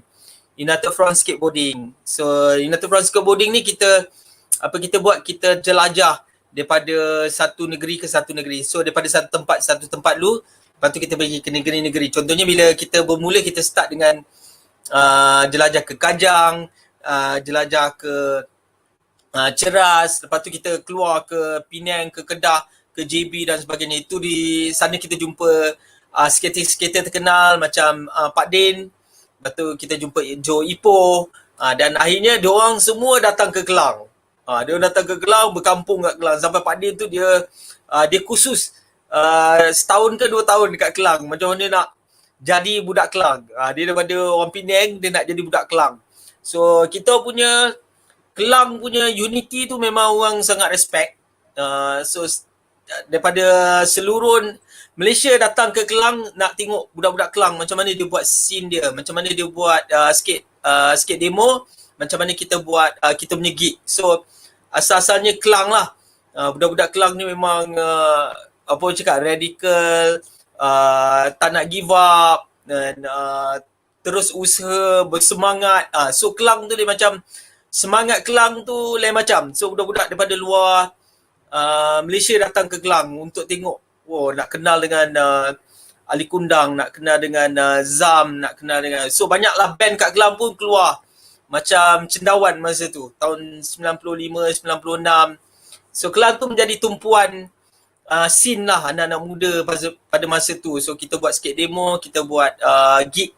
Dan dalam pada masa sama ada juga pergerakan anti dadah yang tergerak oleh saya lah, sebab masa tu tengok kawan-kawan ada yang terjebak dengan dadah, especially ada kaum saudara mara, ada adik-beradik yang terjebak dengan dadah. So saya fikir macam saya kena buat sesuatu yang meaningful lah. So that's why saya tubuhkan the drug free movement. So start dengan pada diri saya. So saya nak berubah dan saya nak clean. Saya tak nak lagi merokok, saya tak nak ambil dadah, saya tak nak ambil alkohol, saya tak nak itu semua. So saya tubuhkan satu band tu, Second Combat. Bermula daripada Second Combat tu, dia tubuhkan band-band lain yang kecil-kecil lah. So kita ada Kiss on the Move, kita ada Channel X, lepas tu kita ada Home Run, lepas tu yang terkini ada Break Free, dan banyak band start tumbuh dekat Kelang lah. And then drug free scene bertumbuh, straight edge scene pun berkembang di Kelang. So bila negara-negara luar datang je, so dia tengah sangat respect lah, tengok, gila lah band Kelang ni, bila band Kelang main je, semua datang nak tengok kan. Itu masa tu King Laishi sangat teruja lah tengok. Lepas tu The Gig pun datang tengok gila lah. So dia orang datang 2-3 kali untuk tour ke Malaysia lah, disebabkan kita punya scene tu sangat best lah masa tu.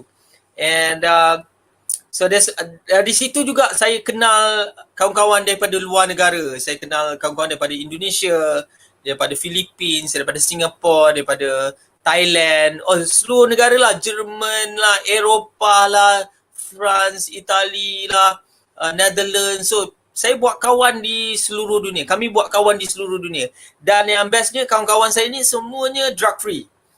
Semuanya drug free, semuanya straight edge. Ada yang vegan, ada yang vegetarian, ada yang macam-macam style lah kan. Tapi dia orang punya message is drug free lah, drug free lifestyle. So tak nak kita tolak drugs dalam kita punya community. So bila saya dapat peluang pergi ke Eropah saja, so saya sangat gembira saya jumpa kawan-kawan saya yang mempromosikan drug free lifestyle ni di Eropah lah.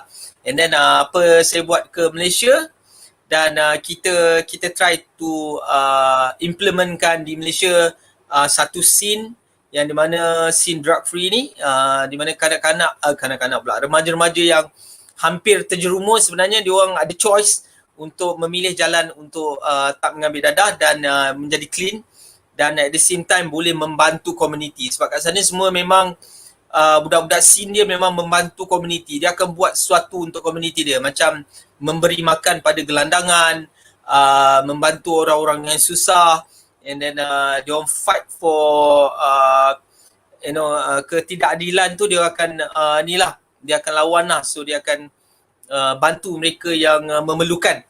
So saya implementkan di Malaysia, dan balik Malaysia so fikir ni nak buka nak start NGO ni betul-betul lah. And Alhamdulillah, so saya dengan kawan-kawan saya, dengan ahli kundang juga, kita first start Drug Free Youth. So masa tu tak berapa aktif lah mula-mula NGO tu. Lama-lama Alhamdulillah kita makin mengetahui dan makin expert dalam menjalankan NGO. So Alhamdulillah sekarang ni dah ada yang proper punya lah. So dan team sekarang ni kita ada ramai lah generasi yang pernah bekerja dengan terlibat dengan Drug Free Malaysia, Drug Free Youth. So diorang masih lagi involved, masih lagi contribute kepada Drug Free Malaysia, sama ada dia volunteer, dia bagi idea, dan dia get involved untuk jadi sukarelawan lah.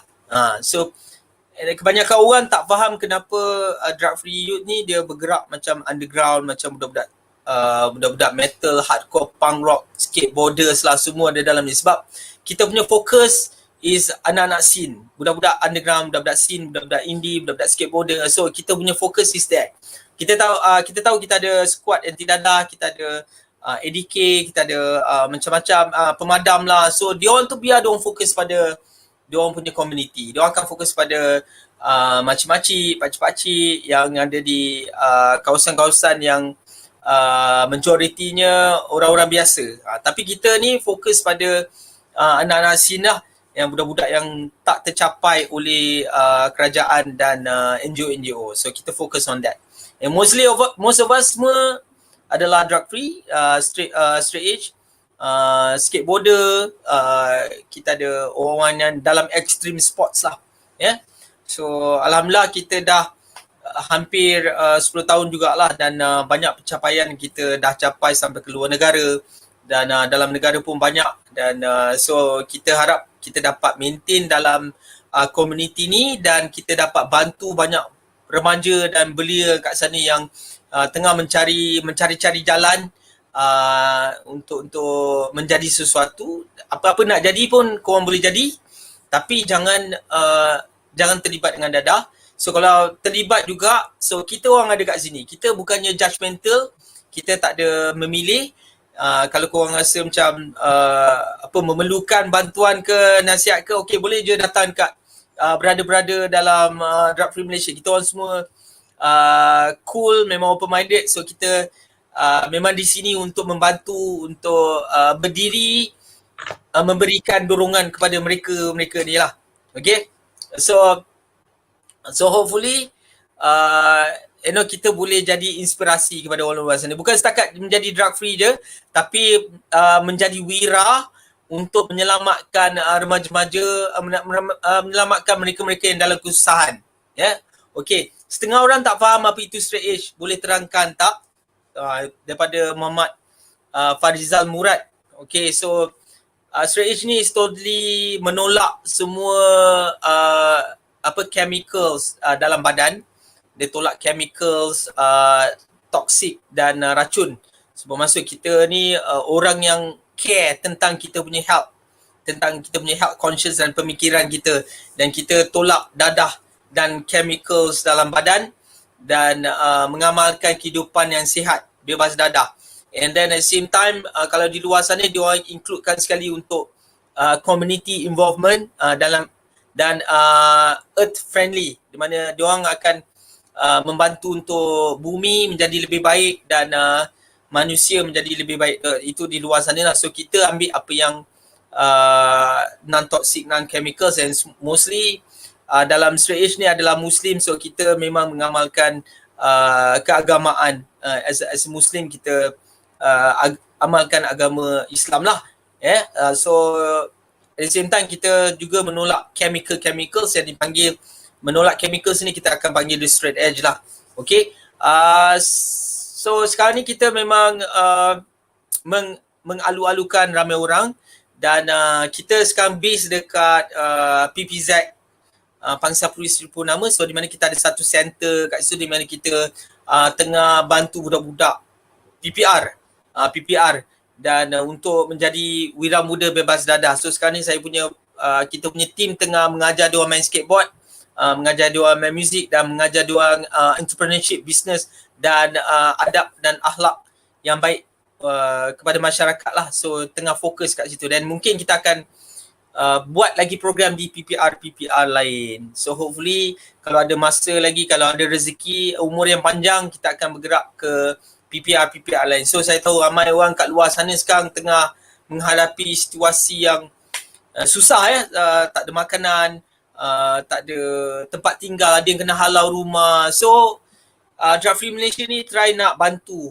apa yang boleh dibantu lah. Macam orang boleh menderma kepada Drug Free Malaysia, kepada saluran food bank kita, di mana kita boleh gunakan dana ni untuk membantukan mereka yang sekarang kena halau rumah, yang tak ada makanan. So kita boleh reach out kepada orang-orang yang memerlukan lah. Walaupun dana tak banyak, tapi kita insyaAllah kita akan cuba untuk bantu mereka yang kesusahan. So that's why nama program ni adalah Wira Muda Bebas Dadah. Dia menjadi wira dan at the same time menjadi bebas dadah. So kalau kita nak menyelamatkan orang, kita mestilah menjadi seorang yang clean, menjadi seorang yang sober, menjadi seorang yang drug free, supaya kita dapat fokus dan kita dapat membuat banyak kerja-kerja amal dan kerja-kerja kebajikan yang ada kepada orang-orang yang memerlukan lah.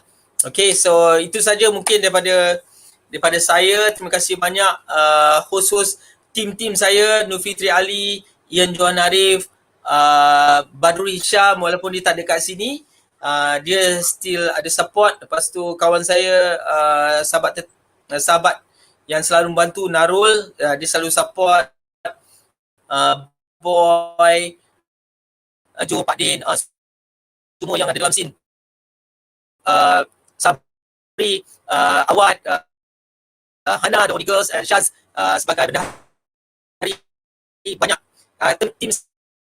tim saya yang betul-betul rumus untuk menjadikan program ni dan Drug Free Malaysia. Terima kasih banyak PK Farhan.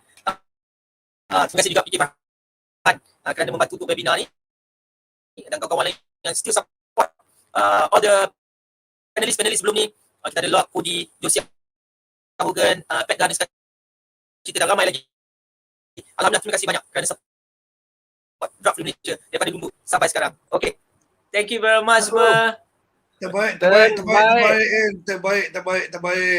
Terima kasih banyak-banyak. Dia macam bagi ucapan yang akhir pula. Simpan dulu ucapan dengan harapan ni.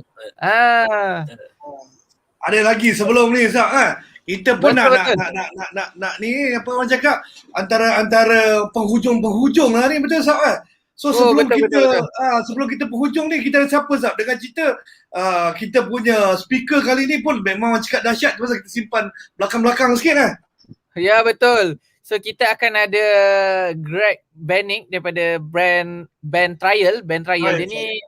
Dia ni banyaklah, dia aktivis, dia juga komedian, dia melawak, tapi pada masa yang sama dia ada story yang padu dengan band dia, dengan apa yang dia buat dekat US lah, dekat New York kalau tak silap. So maybe kita akan panggil dia, Greg. Maybe dah ada kat bawah tu. Okay. Jom dipersilakan. Let's go. Over to you, Greg. GREDFORHAITI.org. So before I start, I want to say thank you for tuning in, and also that I'm honored to be part of an international drug-free community being interviewed and talked to here today about being drug-free, being straight edge, and then what we do with that. So that's the most important part, that last part, because I honestly feel that being drug-free and straight edge, while fun, while fine, is a starting point. Being drug-free and being straight edge gets you to zero, and from zero, you move from there. And what I mean is, that's where we engage with the world. That's where we listen to people. That's where we help others. That's where we get involved in our community. That's where we support the scene, whatever it might be.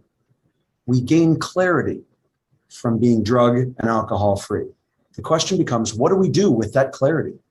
Being straight edge, being drug free doesn't make us better than other people who are not, in my opinion. It simply makes us ready to take action, ready to be engaged, ready to be alive. So with that in mind, I thought I might share a little bit about a couple projects that I'm involved in with a group of other people, not all of whom are drug-free, straight edge, or anything close to it, to be honest, but involved with that are working together to help the community in Portland, Oregon, and the community in Haiti. So I'll take Portland Mutual Aid Network first. The Portland Mutual Aid Network started in the late spring, early summer of 2020 after the murder of George Floyd by the police. What was happening in Portland was that every night there were protesters who were in confrontation with the Portland Police Bureau.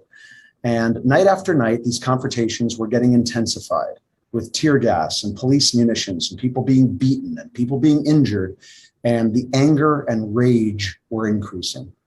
Well, I called a friend of mine, and my friend is from Barbados, and I asked my friend who lives here in Seattle, who has teenage kids, I said, what do you think about these protests, and what do you think how this is going?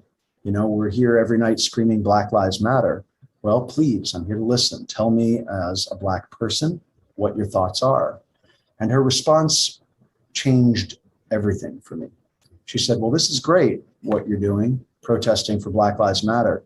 But she said, it's my kids who are going to be the ones who suffer after all of you white people go home after your protests. 2 years from now, she said, when her kids get pulled over by the police, that's when things were going to get really, really rough for her kids, not for us.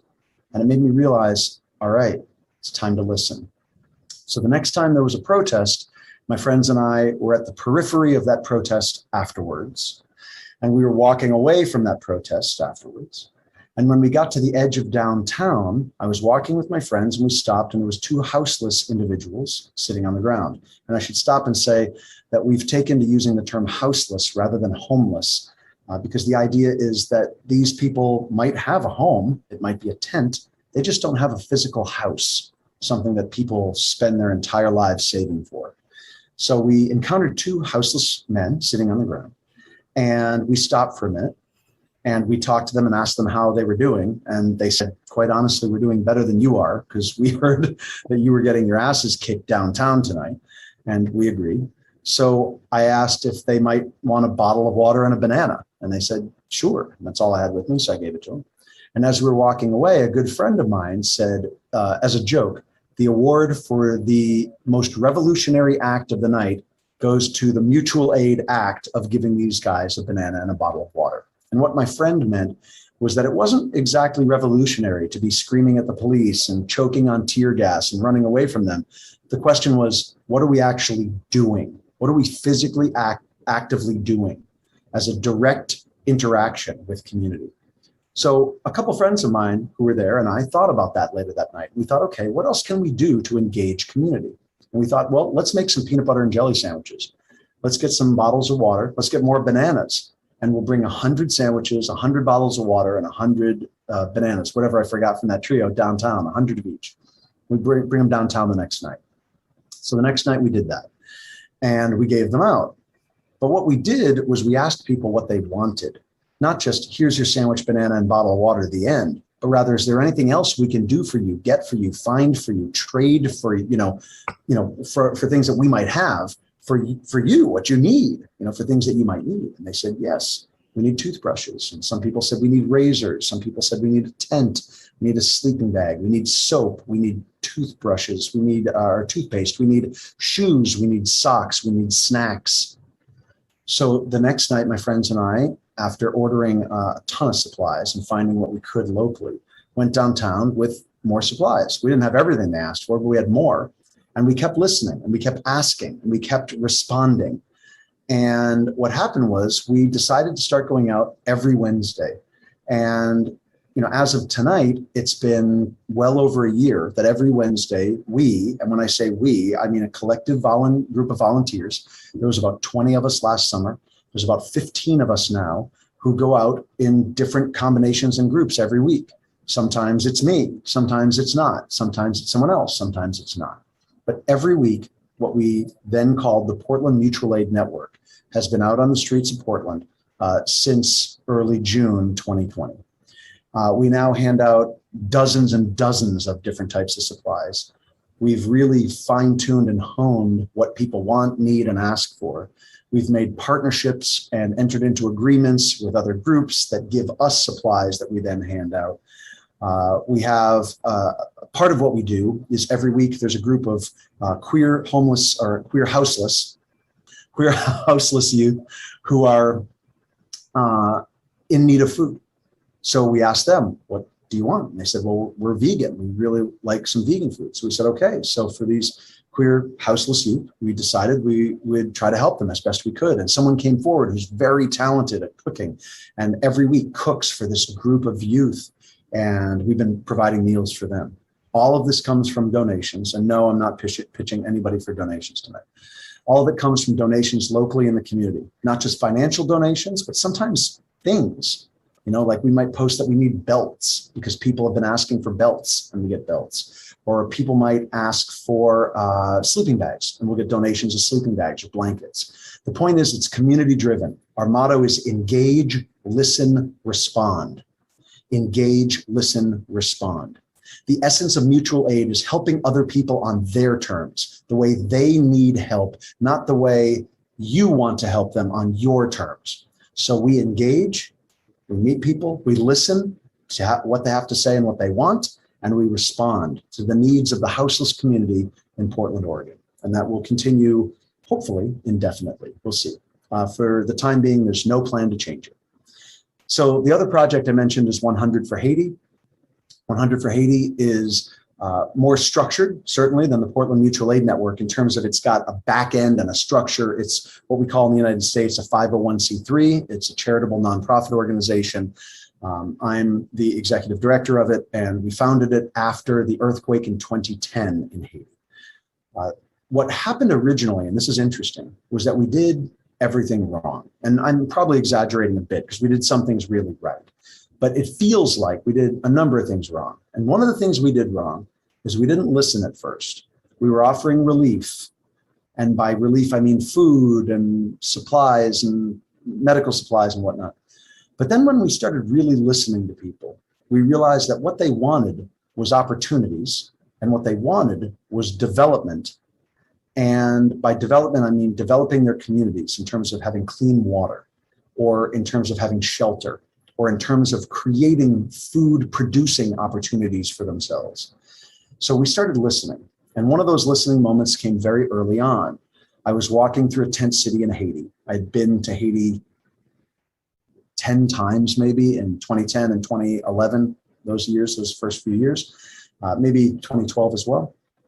I was walking through a tent city with a young man who was telling me about the problems that these people were facing. And when I say a tent city, I mean a place where people were living in individual tents because their houses had been destroyed. So essentially the houseless community of Port-au-Prince. So we were walking through one of these tent cities, and this young man said to me, that he had all these problems. And I said, don't worry, I'm going to figure out a way to get you some money. And he said, I don't need money. I want a way to make money. And he almost said it to himself, but I definitely was listening.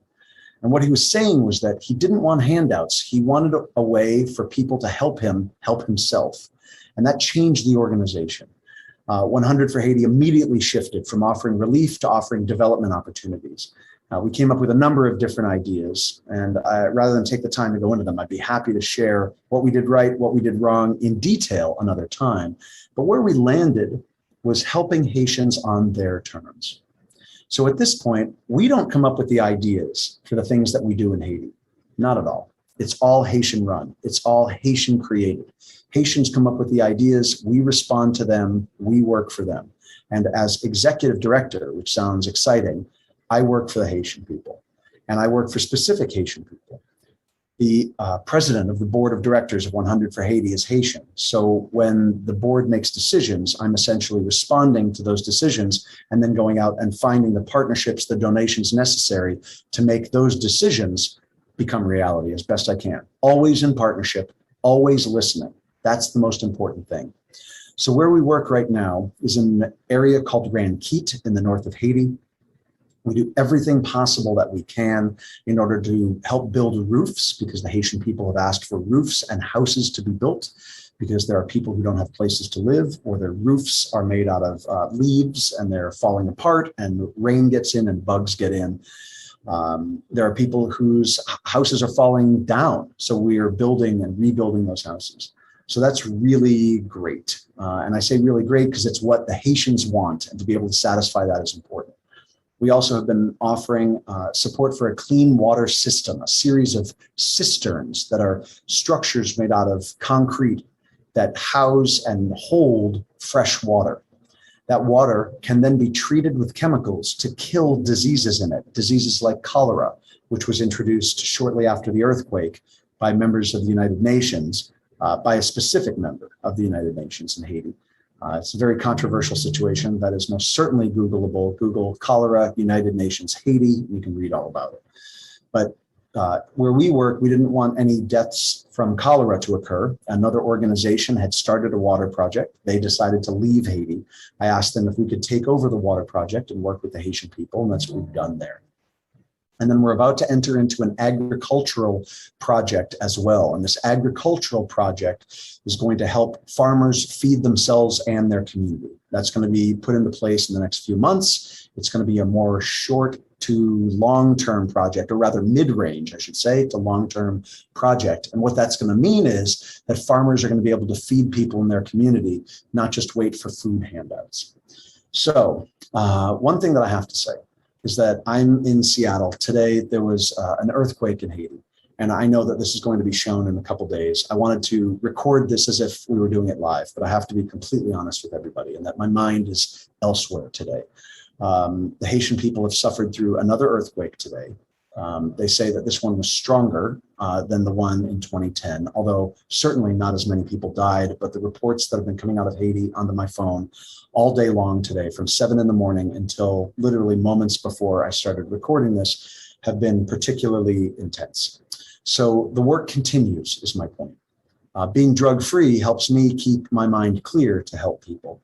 But I think that the most important part is the listening to people and what they need, coming together as a community and listening to one another, helping one another in any way we possibly can when that need is expressed. So that's what 100 for Haiti does. That's what the Portland Mutual Aid Network does. And if anyone has any questions for me, you can reach me anytime. The Instagram of Portland Mutual Aid Network, if you write a message, that'll go directly to me.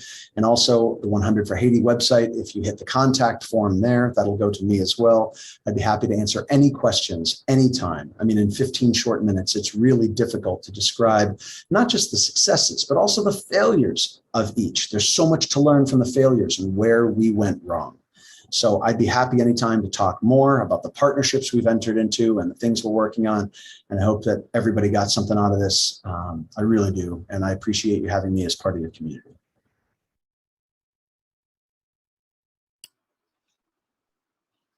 Thank you so much, Greg. Mungkin kita boleh share dekat situ dia punya apa 100 sorry tadi boleh share balik tak? Okay, 100 for Haiti tu dia punya movement sekarang kan, kalau siapa nak membantu dan juga diharapkan dekat sana pun dia punya earthquake tu apa orang cakap dipermudahkan lah untuk mereka juga Ya betul. Sebenarnya kita sepatutnya ada lagi seorang guest, tapi guest kita ni daripada Filipina. So nama beliau adalah Dencio. So Dencio, itulah dia sekarang ada cabaran kesihatan. Dia dikabarkan oleh presiden kita dia kuarantin sekarang ni. So kita pun sama-samalah doakan beliau yalah semoga cepat sembuh kan, sebab memang benda ni COVID ni satu dunia bukan kat Dunia Malaysia. satu dunia. Betul. Betul. Diharapkan kita kena jaga lebih lah untuk diri kita dan keluarga kita, insyaAllah ya. Ya betul. So sebenarnya Bro Awad, kita telah saya. berada di penghujung lap. Itulah sedih, sayup kan bila nak last ni kan. Allahu Akbar. Sayup Tapi ke macam saya gembira bang tu nampaknya. Kan, saya gembira sebab besok yelah kita pun kerja kat, Sat pun kerja kat besok kan. Ya betul. Kan. So oleh kerana itu insyaAllah kita boleh panggil rakan-rakan kita yang berjuang di belakang tabir ni bukan kita saja, dan kita juga ada berapa orang host sebenarnya Sat dalam semua siri yang kita ada ni, lebih kurang 4-5 host. Lebih kurang 4 ke 5 host lah. So maybe siapa kan? yang ada ni, maybe kita dah nampak brother kita telah munculkan diri. Sebabnya ini adalah sesi terakhir, siri terakhir untuk webinar lah. Tapi kita masih ada lagi kontes sehingga 21 Ogos, kontes untuk skateboarding. Cuma untuk webinar dia akan berakhir malam ni lah. So maybe kita nak jemput Bro Awad, jemputkan brother kita tu. Okey, sekarang kita akan menjemput brother kita punya presiden dan naib presiden kita untuk memberikan ucapan sepatah dua kata, insyaAllah. Let's go brother Ali. Okay, Alhamdulillah. Assalamualaikum. Hai semua. Okay, actually kita pun tak terfikir lah satu program yang kita dapat himpunkan, kita dapat bridging the gap lah antara generasi yang terawal dan yang terkini. Bagaimana Alhamdulillah hari ini kita dapat mengumpulkan skateboarders, pemuzik, penggiat seni, aktivis dalam satu siri Wira Muda Bebas Dadah ni. Satu inisiatif yang mana kita pun sebelum ni tak terfikir untuk dapat kumpulkan, untuk kita reach lebih ramai pendengar, ataupun kita dapat bersama dengan rakan-rakan kita di luar negara juga, dan di samping generasi daripada tahun 90-an, awal 2000 hinggalah generasi sekarang ni. Jadi Alhamdulillah satu impak dan kita memberi satu fenomena yang barulah untuk skateboarding dan penggiat seni dan juga aktivis. Jadi ini satu inisiatif yang terbaik, dan di samping rakan-rakan kita, MC kita, Awad, Sabri, semua yang bertungkus lumus daripada awal lah. Saya ni mungkin ambil di peringkat tengah-tengah tu kan. Tapi pada peringkat awal kita berusaha jugalah bagaimana untuk convince kan di SUK, di AADK, bagaimana kita anak-anak scene ni kita dapat bersama dalam mainstream boleh kata mainstream kan, untuk mendekati lebih ramai lagi masyarakat, lebih ramai lagi kita punya anak-anak muda kita supaya bersama dalam berjuang. Perjuangan ni bukan sekadar kita punya idea, tetapi dari segi kita punya minat kita juga. Jadi Alhamdulillah, dan terima kasih semualah. Saya pun mungkin tak prepare apa yang nak cakap ni, tapi harap-harap ianya datang daripada hati yang tulus insyaAllah. Alright, terima kasih semua. Terbaik. InsyaAllah. Terima kasih brother Ali kita, terbaik ni. Dengan ucapan orang cakap sungguh padat dengan information daripada memulanya, macam Ali cakap tadi lah, macam mana kita mengumpulkan ahli-ahli lama dan juga ahli baru Ali Betul tu, cantik sangat tu. Okey, mungkin kita ada seorang lagi ini kita punya media sosial punya head of media sosial kita iaitu Puan Hana kita. Puan Hana, let's go Puan Hana. Hai, Assalamualaikum. Alright, so Alhamdulillah kita dah sampai ke penghujung sesi untuk submit Wira Muda Bebas Dadah yang dianjurkan oleh DFM dan Pembangunan Sosial Negeri Selangor. Alhamdulillah saya bersyukur sangat sebab saya dapat join untuk event kali ini. Okay, so seperti yang korang kenal, korang tahu, korang tak tahu, okay, saya adalah Hana Rusli. Saya dah bekerja dengan DFM selama 4 tahun lebih kurang, dari 2018. Okay, dari 2018 Hana dapat banyak pengalaman join dengan DFM. Okay, DFM ni banyak bantu Hana untuk menarik minat anak muda yang orang cakap bergejala lah, yang orang cakap berisiko tinggi untuk ambil benda yang terlarang seperti dadah. So bila Hana join DFM ni, something yang Hana belajar daripada DFM ni adalah kita kena bagi awareness kepada budak untuk diorang boleh buat aktiviti yang diorang suka tanpa ambil sebarang benda-benda yang terlarang. So kita boleh pergi berhibur, pergi konsert, pergi main skate, boleh buat aktiviti yang korang suka tanpa ambil sebarang benda-benda yang terlarang. Okay, so sepanjang Hana join dengan DFM, banyak pengalaman baru, Hana belajar banyak, orang cakap banyak rintangan yang Hana hadapi, tapi Alhamdulillah semuanya orang cakap I'm still here. Kan orang cakap walaupun banyak halangan tu, tapi I'm still here, Alhamdulillah. Okay, so Hana nak ucapkan terima kasih banyak-banyak yang tak terhingga kepada Drug Free Malaysia sebab anjurkan webinar untuk Wira Muda Bebas Dadah ni, sebab at least benda-benda ni kita akan dapat cegah daripada anak-anak muda, anak-anak remaja sekarang ni terlibat dalam aktiviti yang tak berfaedah. Kan, kita pun risau kadang-kadang benda ni kita boleh sematkan dalam diri kita yang kita tak perlu pun ambil semua tu untuk kita nak enjoy, betul tak? So dari situ kita boleh nampak, Hana nampak apa yang DFM ni lakukan. Dari DFM ni buat sebab sekarang ni lah benda-benda klise budak-budak tak nak dengar dah, macam nak dengar talk, tak nak dengar forum, benda tu semua mengantuk. So dengan DFM ni dia jadikan budak-budak jadi seronok untuk bestnya sebab ada berlakon, ada skit, ada konsert. Kalau korang pun mesti korang suka benda macam tu kan. So bila saya dapat join pengalaman dengan DFM ni, saya dapat pergi sekolah-sekolah, saya dapat join aktiviti-aktiviti yang dianjurkan oleh DFM sendiri. So dari situ saya dapat beri kesedaran kepada remaja-remaja sekarang agar hindarilah dadah, yang dadah ni bermusnah bangsa, agama dan negara kan. So Alhamdulillah saya bersyukur sangat sebab saya dapat saya beri peluang, saya dapat beri peluang cakap bekerjasama dengan Abang In, dengan tim-tim DFM lain, Sabri, Abang Wad, Abang Ian, Abang Ali yang banyak membantu saya untuk event kali ini. So bila mana saya dapat peluang macam ni, saya tak nak sia-siakan dia. Saya lakukan dengan sehabis usia saya lah, usia kan. Okay, so Alhamdulillah saya diberi peluang untuk lias dengan artis dan jemputan untuk webinar kali ini. Okay, Hana harap event-event macam ni sedikit sebanyak dapat membantu untuk naikkan nama DFM dan pihak-pihak yang terlibat.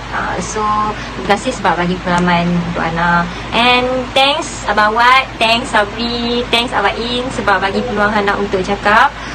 Terima kasih banyak. So itu saja perkongsian daripada Hana. InsyaAllah kita akan jumpa lagi untuk next event. Bye. Assalamualaikum. Selamat malam. Waalaikumsalam warahmatullahi. Tiga kali lah dia sebut bro awal dia. Betul. Sebab apa tahu, Hana ni dia punya kerja bukannya senang. Dia ni mengumpul semua data-data, semua kita punya speaker-speaker. So tanpa dia ni juga takkan jalan dengan smooth lah kan. Betul. Itulah dia. Apa-apa pun kita ucapkan terbaik lah. The best juga untuk Hana kan, sebab biasalah brother-brother ni sukalah mengusik Cik Hana ni kan. Macam gitu. Puan Hana. Okey, kita ada seorang lagi yang handle untuk bahagian skateboarding Ada Gaya-gaya macam tak ada tu. Oh ya. Tak ada. Kita tak nampak dia lagi. Okey, mungkin kita presiden ada cakap lagi? Tunggu. Presiden kita bagi last sekali. Presiden bagi last, lepas tu kita tutup. Betul. So sementara PK nak standby, so saya akan bagi sepatah PK kata lah. Saya dulu.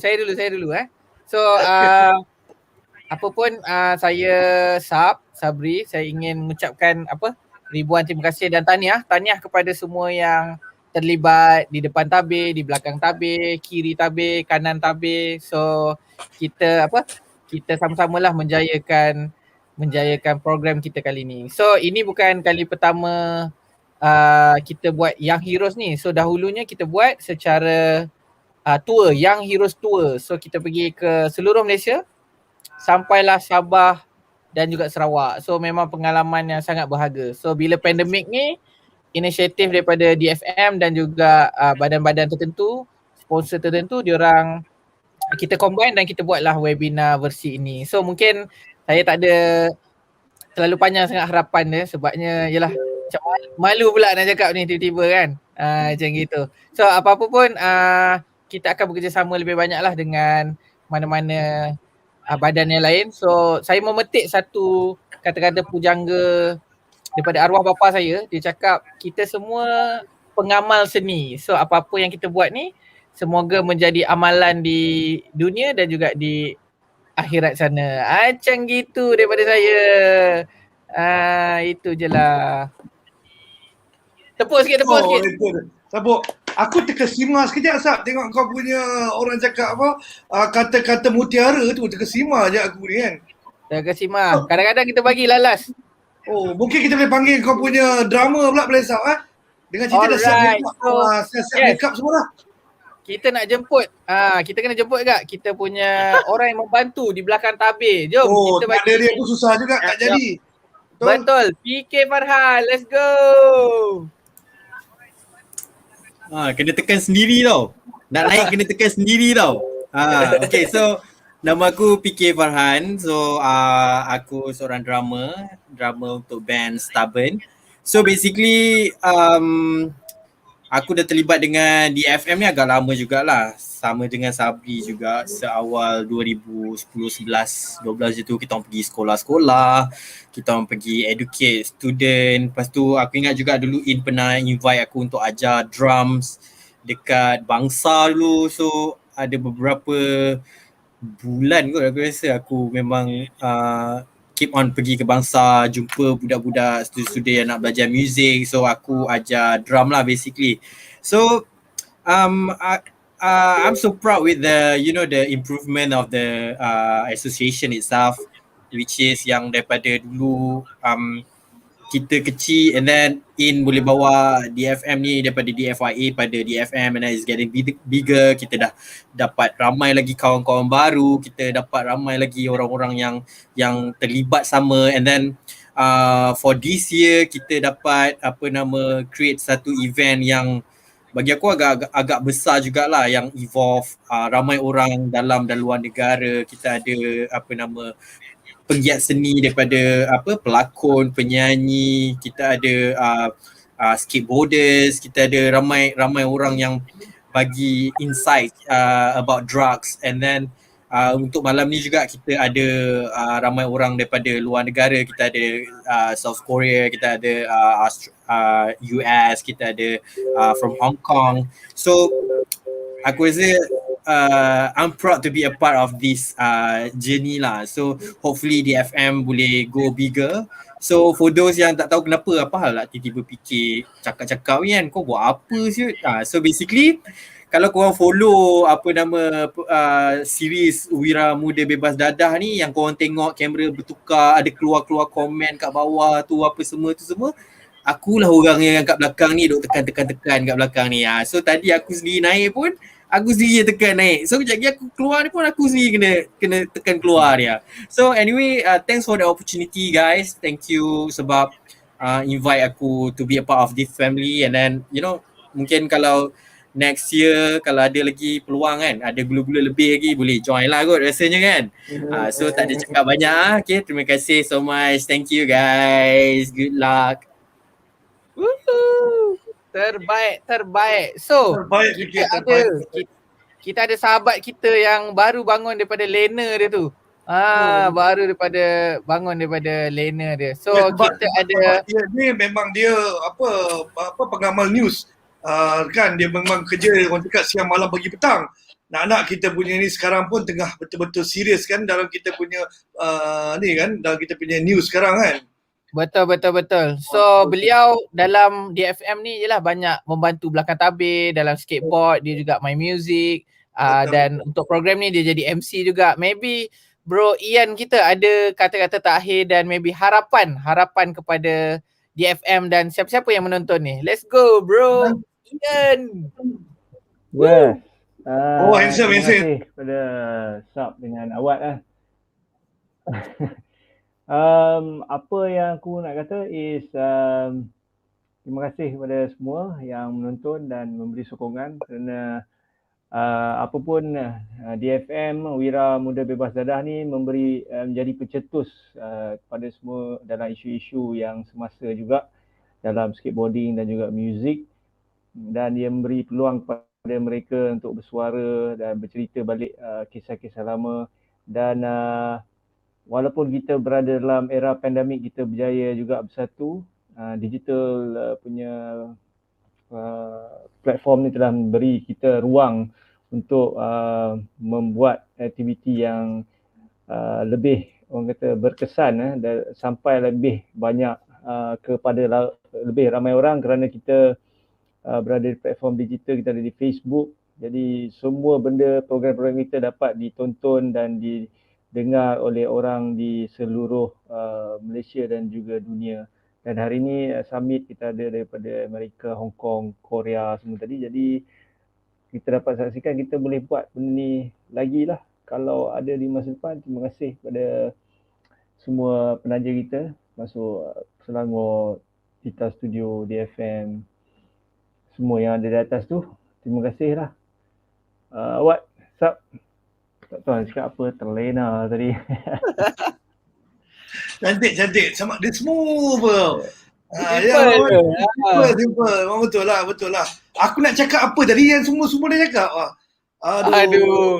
Apa-apa pun sebelum kita nak menutup, sebelum kita ke presiden kita untuk ucapan terakhir, kita nak juga Bro Awad kita ni bagi ucapan. Jangan sebut banyak sangat pasal gula-gula nanti kan. Okey. Silakan. Kena gula-gula ni bahaya, kena kencing manis pula nanti kita. Alhamdulillah. Okey, terima kasih banyak-banyak. Macam saya pun cakap, rakan-rakan saya dah banyak sampaikan juga lah. So maksudnya sama je macam mereka-mereka.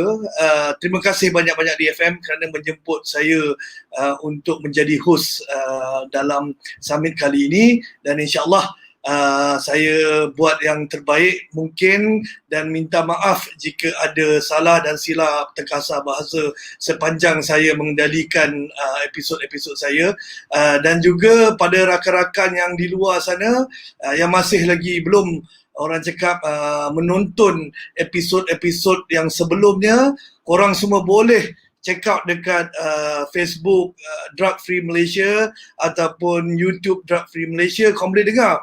Okey, kita punya otai-otai ni semua bercakap, orang cakap sangat-sangat jujur. Macam mana diorang against, bukan cerita pasal drug saja, adalah cerita pasal real life diorang. Macam mana diorang struggle untuk menjadi diri diorang sekarang. Benda-benda tu aku rasa memang susah nak dapat di mana-mana, sebab program-program yang macam ni dia terlampau telus. Macam Sab tadi cakap, arwah bapa dia ada menyampaikan sedikit, orang cakap pepatah. Macam aku pun ada juga, seni itu halus. Kalau halus, haruslah tulus. Okey, itu sekian saja daripada aku. Awak studio, insyaAllah kalau ada rezeki, kalau ada umur yang panjang, insyaAllah kita akan berjumpa lagi. Alright, cantik sikit dah. Oh, cantik sikit dah lah, halus lah, memang terbaik lah ucapan terakhir tu. So maybe kita bagi ruang untuk presiden kita yang menganjurkan, yang memberi idea lah untuk buat sini. So mungkin kata-kata terakhir sebelum kita nak tutup majlis ni. Sekarang pun dah pukul 11.20 malam. Okey, dipersilakan Encik Khai Aziz kita. Let's go.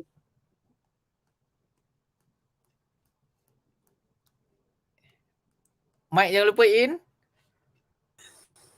Okay, so terima kasih semua. So saya tak nak bercakap panjang, so saya akan cut it short. And saya just nak ucapkan terima kasih pada semua Jawatan Kuasa Tetap Pembangunan Sosial Negeri Selangor yang bantu kita untuk program ni, dan kawan-kawan, everyone yang dalam scene, music scene, skateboarding scene, kita punya kru, DFM punya kru, dan anak-anak di PPZ Zakat, Pansapuri Seribu Nama, mungkin ada yang tengok ni. Okey, kepada cousin-cousin saya yang menonton, Firdaus, Boy, rakan-rakan dalam cousin-cousin saya dalam tu, dan rakan-rakan di Kelang dan seluruh Malaysia lah, Indonesia, seluruh dunia, terima kasih banyak kerana menjayakan program ni. So InsyaAllah kita tak habis lagi. So kita ada skateboarding punya competition. So harap yang terlibat tu boleh hantar skateboard dan cuncu. Tak perlu main skateboard gila-gila pun tak apa. Janji kau boleh buat video, kau boleh buat trik cuncu, lepas tu ada message yang baik. Itu saja, kita dah cukup lah. Pak Din pun boleh kalah kalau kau buat video yang baik. Okay. Thank you very much. Okay, thank you very much. Firdaus, I love you too, my cousin. Shout out to all my brothers, my sisters, semua. Thank you very much menjayakan program ni. So harap-harap lepas ni semua boleh jadi wira muda semua boleh jadi bebas dada So kita boleh bantu jiran-jiran kita, kita boleh bantu komuniti kita, kita bantu orang-orang yang kita tak kenal. So kita bantu saja. Yang sekarang ni memang dah tak kira siapa, kita bantu saja. Sebab zaman dah situasi dah kritikal. So semua masing-masing dalam terdesak kesusahan. Kita ada kemampuan, kita ada rezeki yang lebih, kita keluarkan kita punya kemampuan untuk membantu mereka. So inilah tujuan dia, program Wira Muda Bebas Dadah, untuk inspirasikan orang kat luar sana, korang yang tengah melihat video ni, untuk terus membantu mereka yang susah. Ramai orang tengah susah sekarang ni. Tak ada makanan, tak ada minuman, tak ada tempat tinggal. Banyak yang tengah kesusahan. So kita ambillah peluang ni, kita buat pahala. Kita cari saham akhirat kita. Kita bantu dia orang. Jangan fikir banyak dah. Kita tengok apa yang kita buat. Tak boleh bantu dengan duit, bantu dengan kedekat tenaga kita. Kalau tak boleh bantu kedekat tenaga, just share kan. Siapa yang memerlukan bantuan, kita share kan. Okay? Itulah tujuan program ni, untuk inspirasikan orang kat luar sana untuk terus bantu dan membantu masyarakat yang tengah dalam kesusahan. Okay? So itu saja saya ucapkan. Terima kasih banyak.